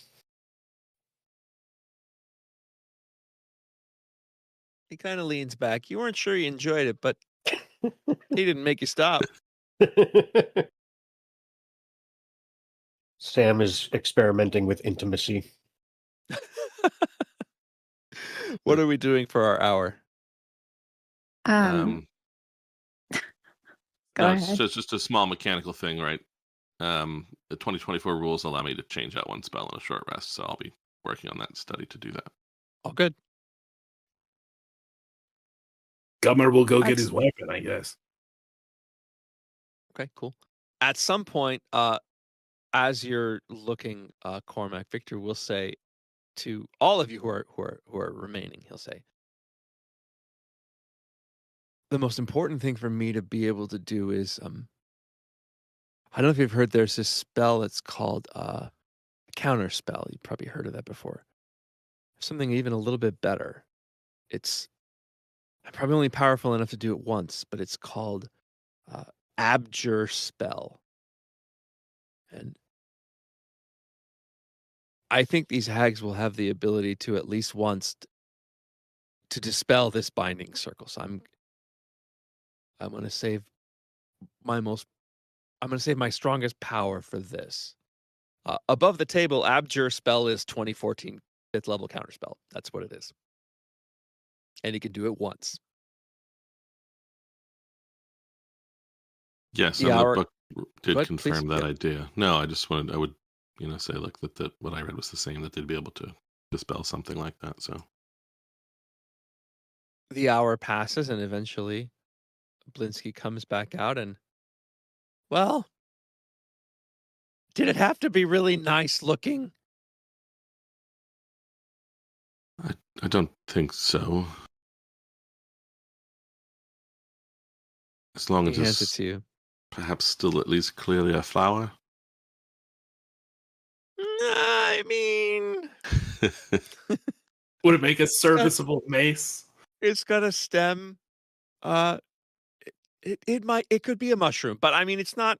There is a stem and there is something vaguely large and round at the top. Hope this'll do. I hope we don't Peony's even not need it. necessarily the best for this. Maybe like a nice, I don't know, something firmer. Anyway, here you go. Thank you. Good luck. Whatever you need that for. I hope nothing. At least today. As they Goodbye, walk- Piccolo. Piccolo kind of like,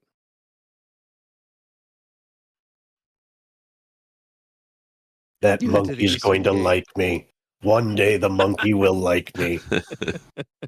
You go to the eastern gate and the armory is right outside of it. Go ahead, Oksana. I was just going to say, in her hour, she would have been reading the book and trying to see if there was anything that related to what this thing is that Cormac is doing. Because she's going to ask him, because Shannon doesn't remember. There isn't anything in the book that spells it out clearly in a way that you're used to reading. So asking him is probably the best way. Cormac, what is it that this is going to help you with, this gilded mushroom? Well, in the previous dream, the gargoyles seemed rather disappointed that I hadn't called upon them.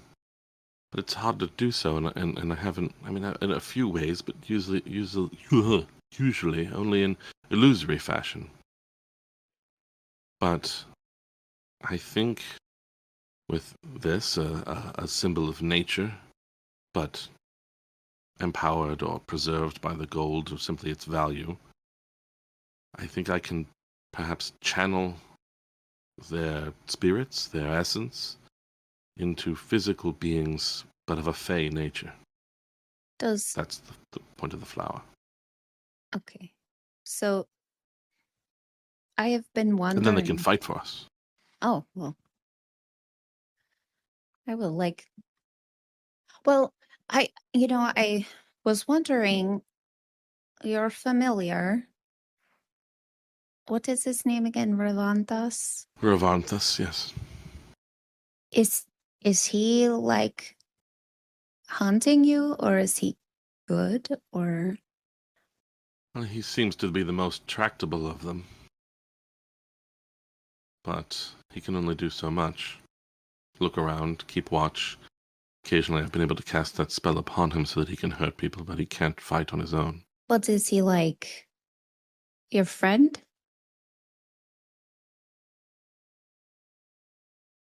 I know it's not a satisfying answer, but I think it's both yes and no. Do you feel like the and we're walking, right?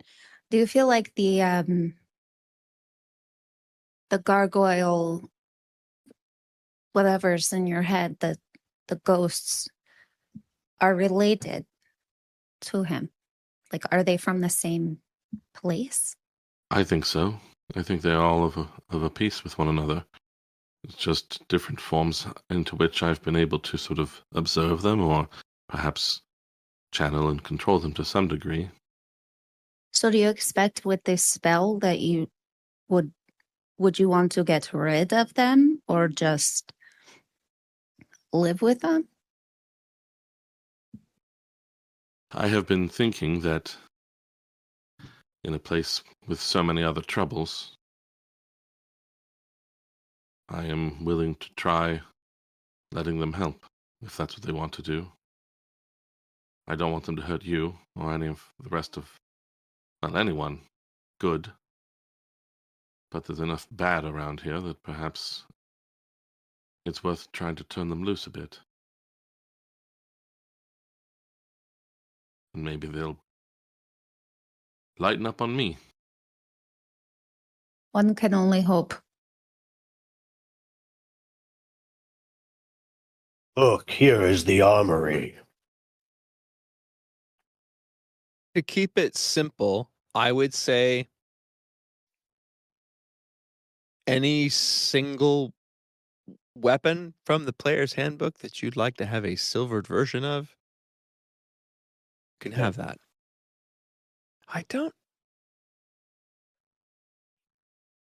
So I'd like to clarify something really quick. Shillelagh does force damage. Would he get the impression that he would need a silvered quarterstaff to be effective with that, or would the force damage do it?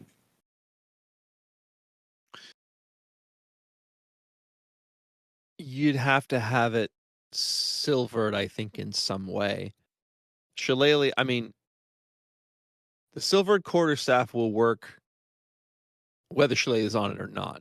If I might be misunderstanding your question. He would. Well, he would. Okay. What I'm trying to figure out is if I attack with my quarterstaff, which he would only do when he casts Shillelagh on it. He's worthless without the spell.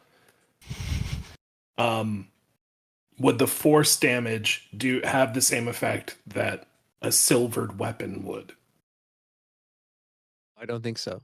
The silvered would help. Okay. Then he will take a silvered quarterstaff. I think, unless I'm crazy, Sam, I believe that Isaac Strasny's battle axe is already silvered. So It is, yes. probably can't do much better than that. Yeah, I mean, I was kind of wondering the same thing about I've got silvered crossbow bolts, but I'm doing True Strike, which makes it radiant damage. I mean, I have not looked at 2024 monster stuff at all, and I don't even necessarily know which you're using.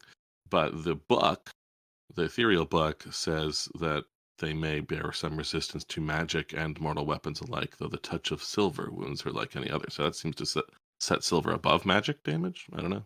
Well, I would say that they would coexist, and it's kind of like you get the better of, if that makes sense. So if the radiant damage helps you more than the silver, then you get that. And if the silver, although I guess, I don't know. I will maybe look up and see if I think that silver and magic damage could stack. I'm not sure there's any reason it shouldn't.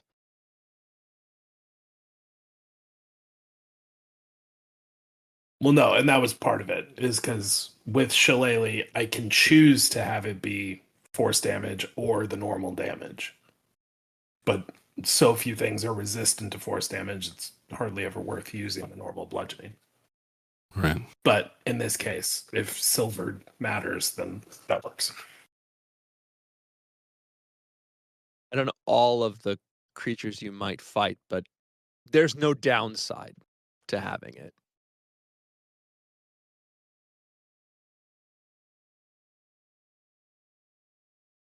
Okay, cool. I wouldn't need that, or is. You want a couple of silver daggers, but I thought about I can't imagine that, and maybe if you're stabbing someone with a dagger, something's gone terribly wrong. maybe I can get some like jewelry. Sure, yeah. Just in case yeah. they get too close, strangle them with a necklace. I think they have that. Should nice piano wire should be a Yes, but it must D&D be weapon. beautiful. Gotta look like romantic, So meeting you at the gate, you see Lady Wachter.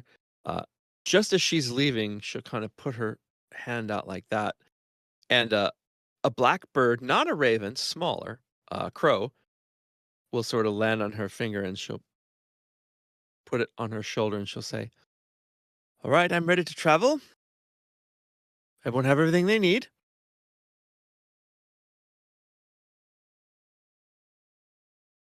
I do. All right, then let's go.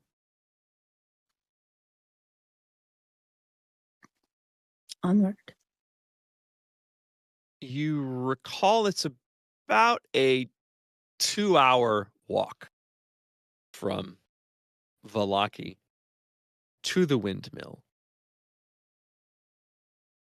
Almost immediately as you come down the hill Vallaki sits atop, you enter the Svalich woods. It seems quiet for a time.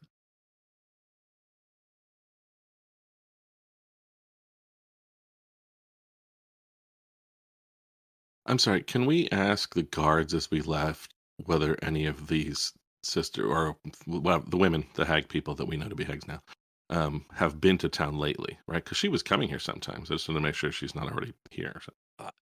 You'll talk to actually the guard on shift as the guard who was there when you came in, and he'll say, "You mean the pastry lady?" Yes. "Oh no, she's not been here in a while. As soon as they brought him Very well. inside, I don't think she likes coming inside very much." Good, thank you. Just needed to check. All right, then. He doesn't offer to take back the garland of garlic that Oksana has been wearing this entire time. She has already gotten it silvered. All right. That is her Honestly, silvered. I forgot why my scarf smelled so bad. Well, I mean, it suits her perfect, You wouldn't take Michael Jackson's sparkly glove, would you? So we'll leave it with her. Never mind. It's a family thing.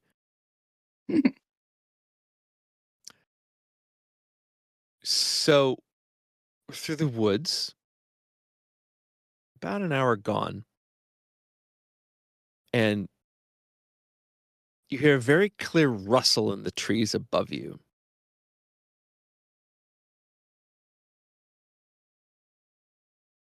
we look up. Sam looks up. And crouching on a thick branch above your heads is a man, a wild-haired man, tattered animal skins, barefoot. He seems to have red streaks on his cheeks, obviously put there on purpose. 2 more fang streaks beneath his lips, and he'll look down at you and sort of sniff the air. "Little songbirds wandering the dark woods." Makes no sign to do anything but stare at you. What's your name, friend? He said,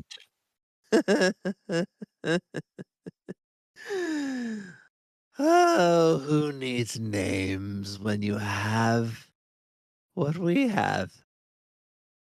"What Lady Wachter do will you step- have?" Lady Wachter will sort of put her hand on your shoulder, and she'll say, "I'm no songbird, child of Yesterhill. You know my sign. Do the forest folks demand tolls now?" "No tolls, dear one. You keep strange company, daughter of Mother Night. Begone. Tell your master that House Wachter remains faithful in remembrance of its debts." "Oh, debts indeed. But to whom?" Kind of rustles away and seems to scuttle across the tops of the trees. And the sound goes away, and then he's gone.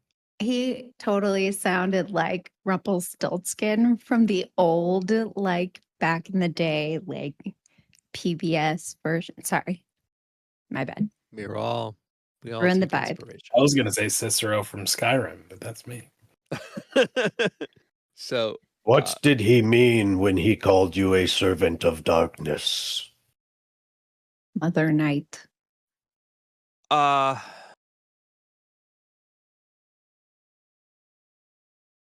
walk and talk. Certainly. So, I'm going to take a moment and find what I'm looking for.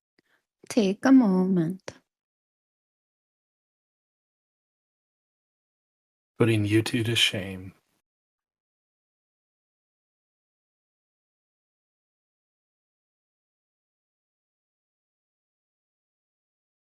So she'll say, as I once alluded to, I was a willful girl as a teenager. One particular fight with my mother and brother, Friedrich, who was the heir to House Wachter. In a tantrum, I ran away. Fool that I was, I fled into the Svalage woods, where I would surely have died had I not been found by an old woman. Lysa was her name. She brought me to her cottage. She was a woods witch, and I stayed there for more than 6 months, learning from her many spells, including the Binding Circle. In that 6 months, never once did I return or communicate with my family at all. One day the word arrived that my mother and brother had died mysteriously. I wanted to come back to Wachter House, and I was all that was left of my family at the time. Lysa was furious. She said that Mother Night would abandon me, and that I was never be allowed in Berez again. I went anyway. Some of the other students had heard Mother Night's voice. I never had.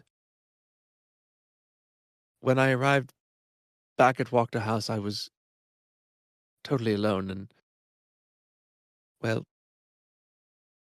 after having seen to the funeral arrangements of my family, I prayed that night to Mother Night, as I'd been told. I begged for guidance. For the first time I heard a voice, but it was not Mother Night. It was Ezra, goddess of the mists. Her voice instantly gave me a quiet solace. The grief was not forgotten, but easier to accept. Acceptance is a teaching of Ezra, and I've worshipped her ever since. This one, however, is one of the forest folk. I met them first when I was with Lysa. Forest folk worship Strahd. They're hermits in these woods. Yester Hill is to the southwest. It's their sacred place. They worship Strahd as a god for his control over the land and the weather. I've even heard tell there is a statue of Strahd there at the top of the hill. I've never seen it. Anyway, Mother Night is the patron deity of many things: darkness, trickery, the occult, and perhaps would have been mine had things gone another way. Anyway, that was what he meant. Thank you for being open. Certainly, Sam.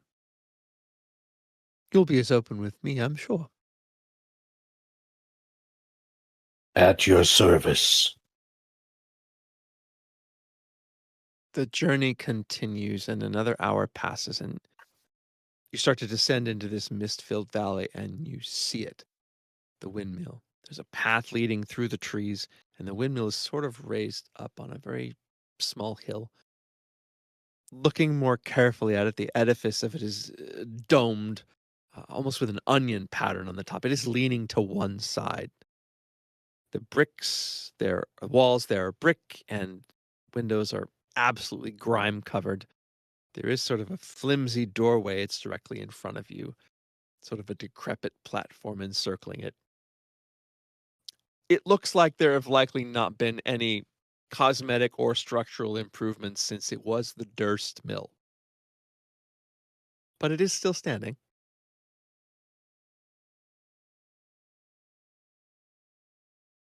As you start to approach, Lady Wachter will sort of call you together and she'll say, before we arrive, how many hags are you expecting? 3. 3.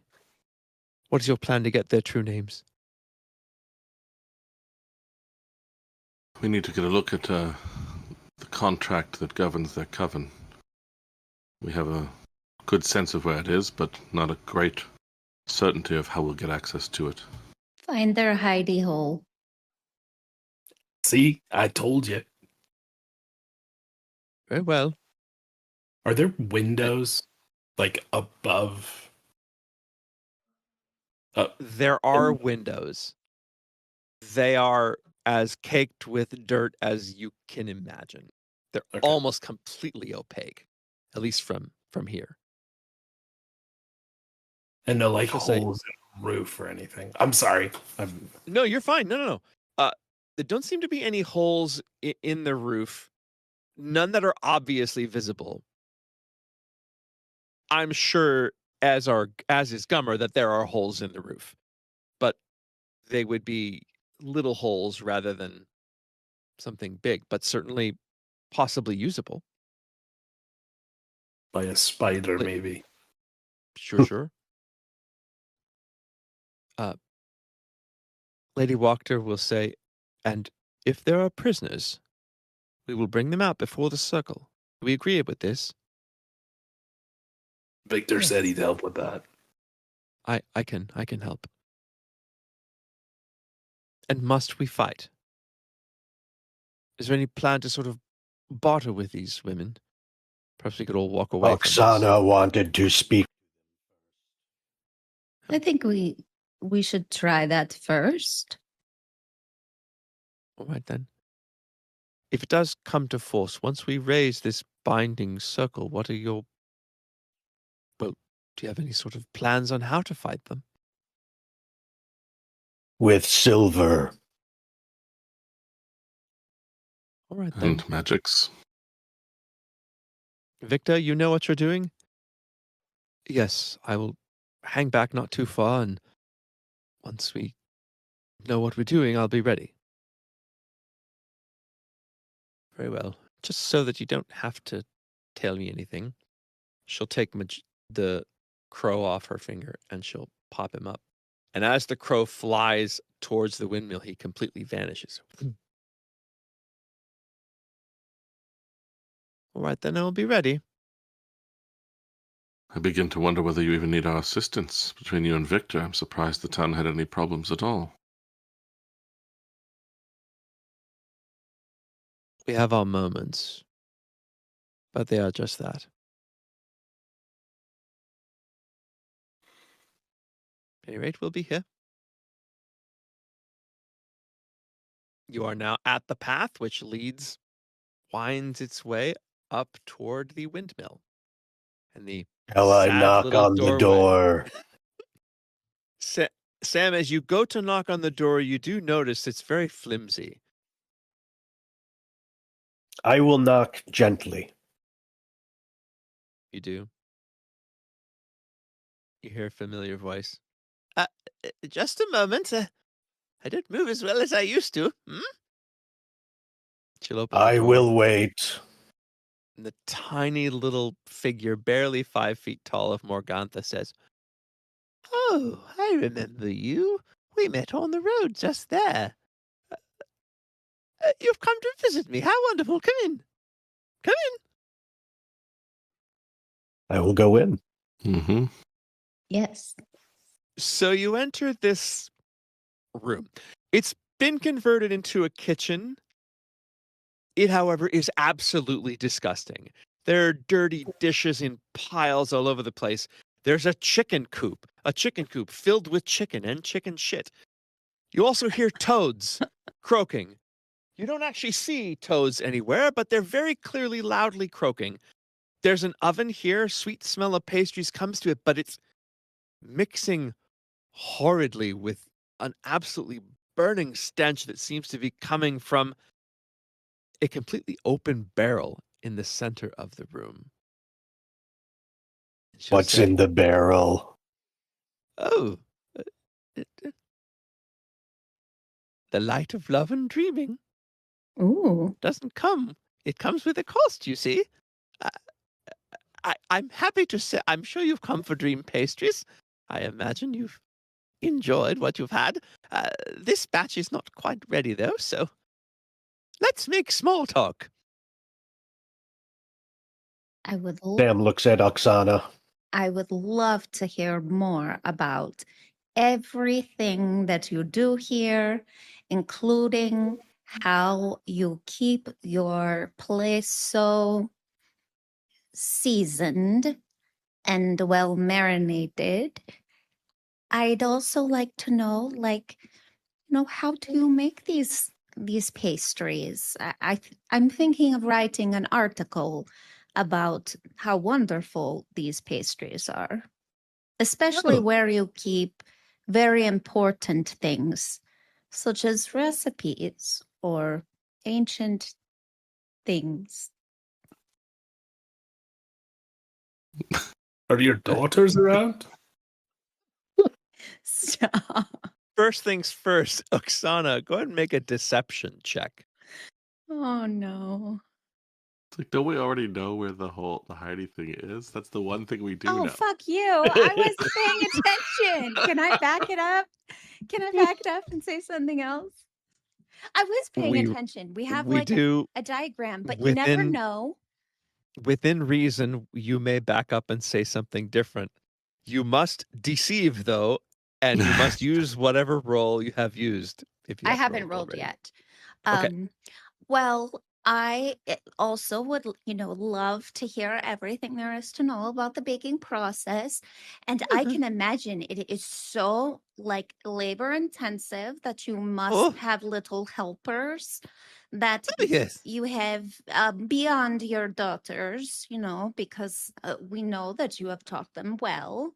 And they might need little helpers as well. So I would love to meet them as well. And just really give me a sense of what it is like to live your life and do all of the great things.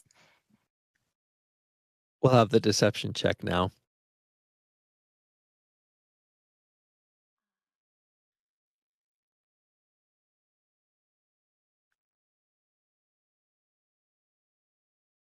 $25. She'll say, "Oh, my daughters are the only help that I need. Would you like, would you like to meet them? I'm happy to call them downstairs." That would be lovely. Yeah. Love to, Stella! yes. Ophalia, come down. Walking down the stairs are Bella and Ophalia. Bella is very severe, sharp, thin. She also has, it's not even an eye patch, it's just a bandage tied around one eye, and she kind of looks stricken and terrified. Ophalia, on the other hand, is much shorter. She has long, lanky hair and a grotesquely wide smile. And they both come down and she'll say, "Meet our guests." Bella will curtsy and Ophalia will go,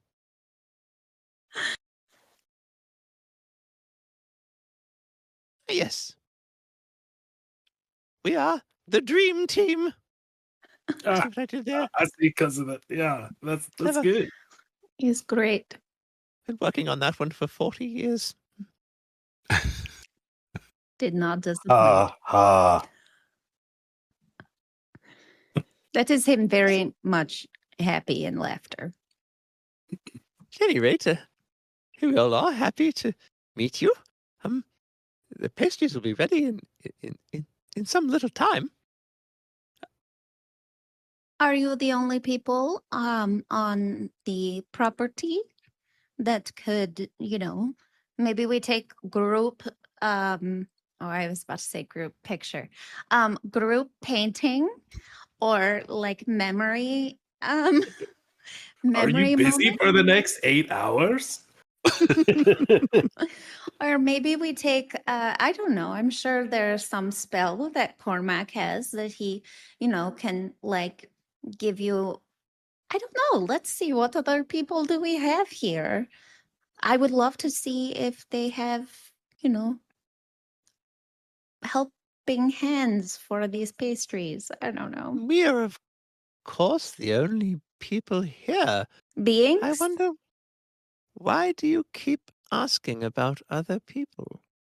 Oh, because I figure, for ladies of your stature and your status, you would absolutely have beings following you around, taking notes, and I figure that you might need a little bit of help, and here we are to help you.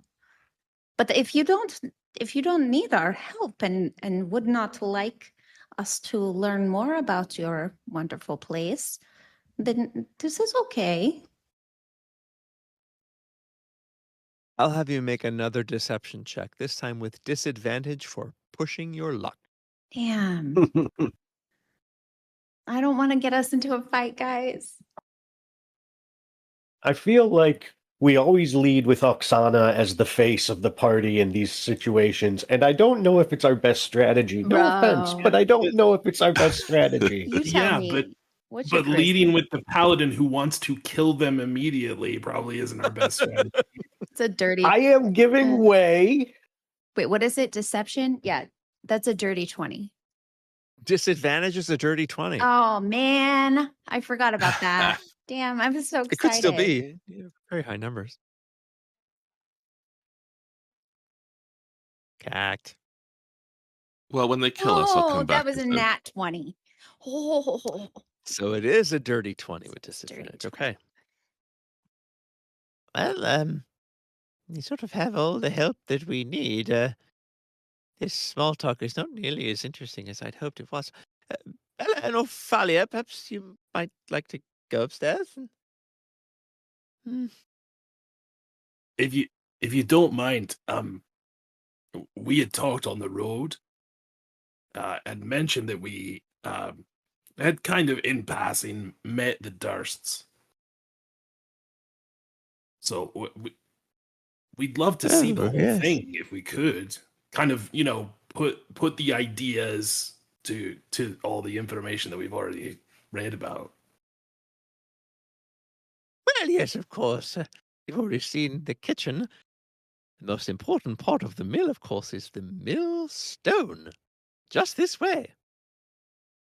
She will walk you up to the room where the architectural diagram said the hidey hole might be. As you enter this room and look around, you realize the room is very small. The millstone is big, but not too many places to hide in here. It's false walls. You'll have to figure that out next week. Wait, so a nat 20 got me nothing? And that A 20 didn't dirty count. 20 Sorry, dirty got 20. you. They didn't. A dirty didn't 20 mean to got you, like, Saving my life. it definitely got you something. It definitely did. I have very strong feelings about these 20s and how I understand. I seem to take damage or something even when I roll them. You just won't know what would have happened if you'd rolled a 15 or less. I guess that's good. Thanks, guys. Oh, well. I can't tell if the room being small is good or bad.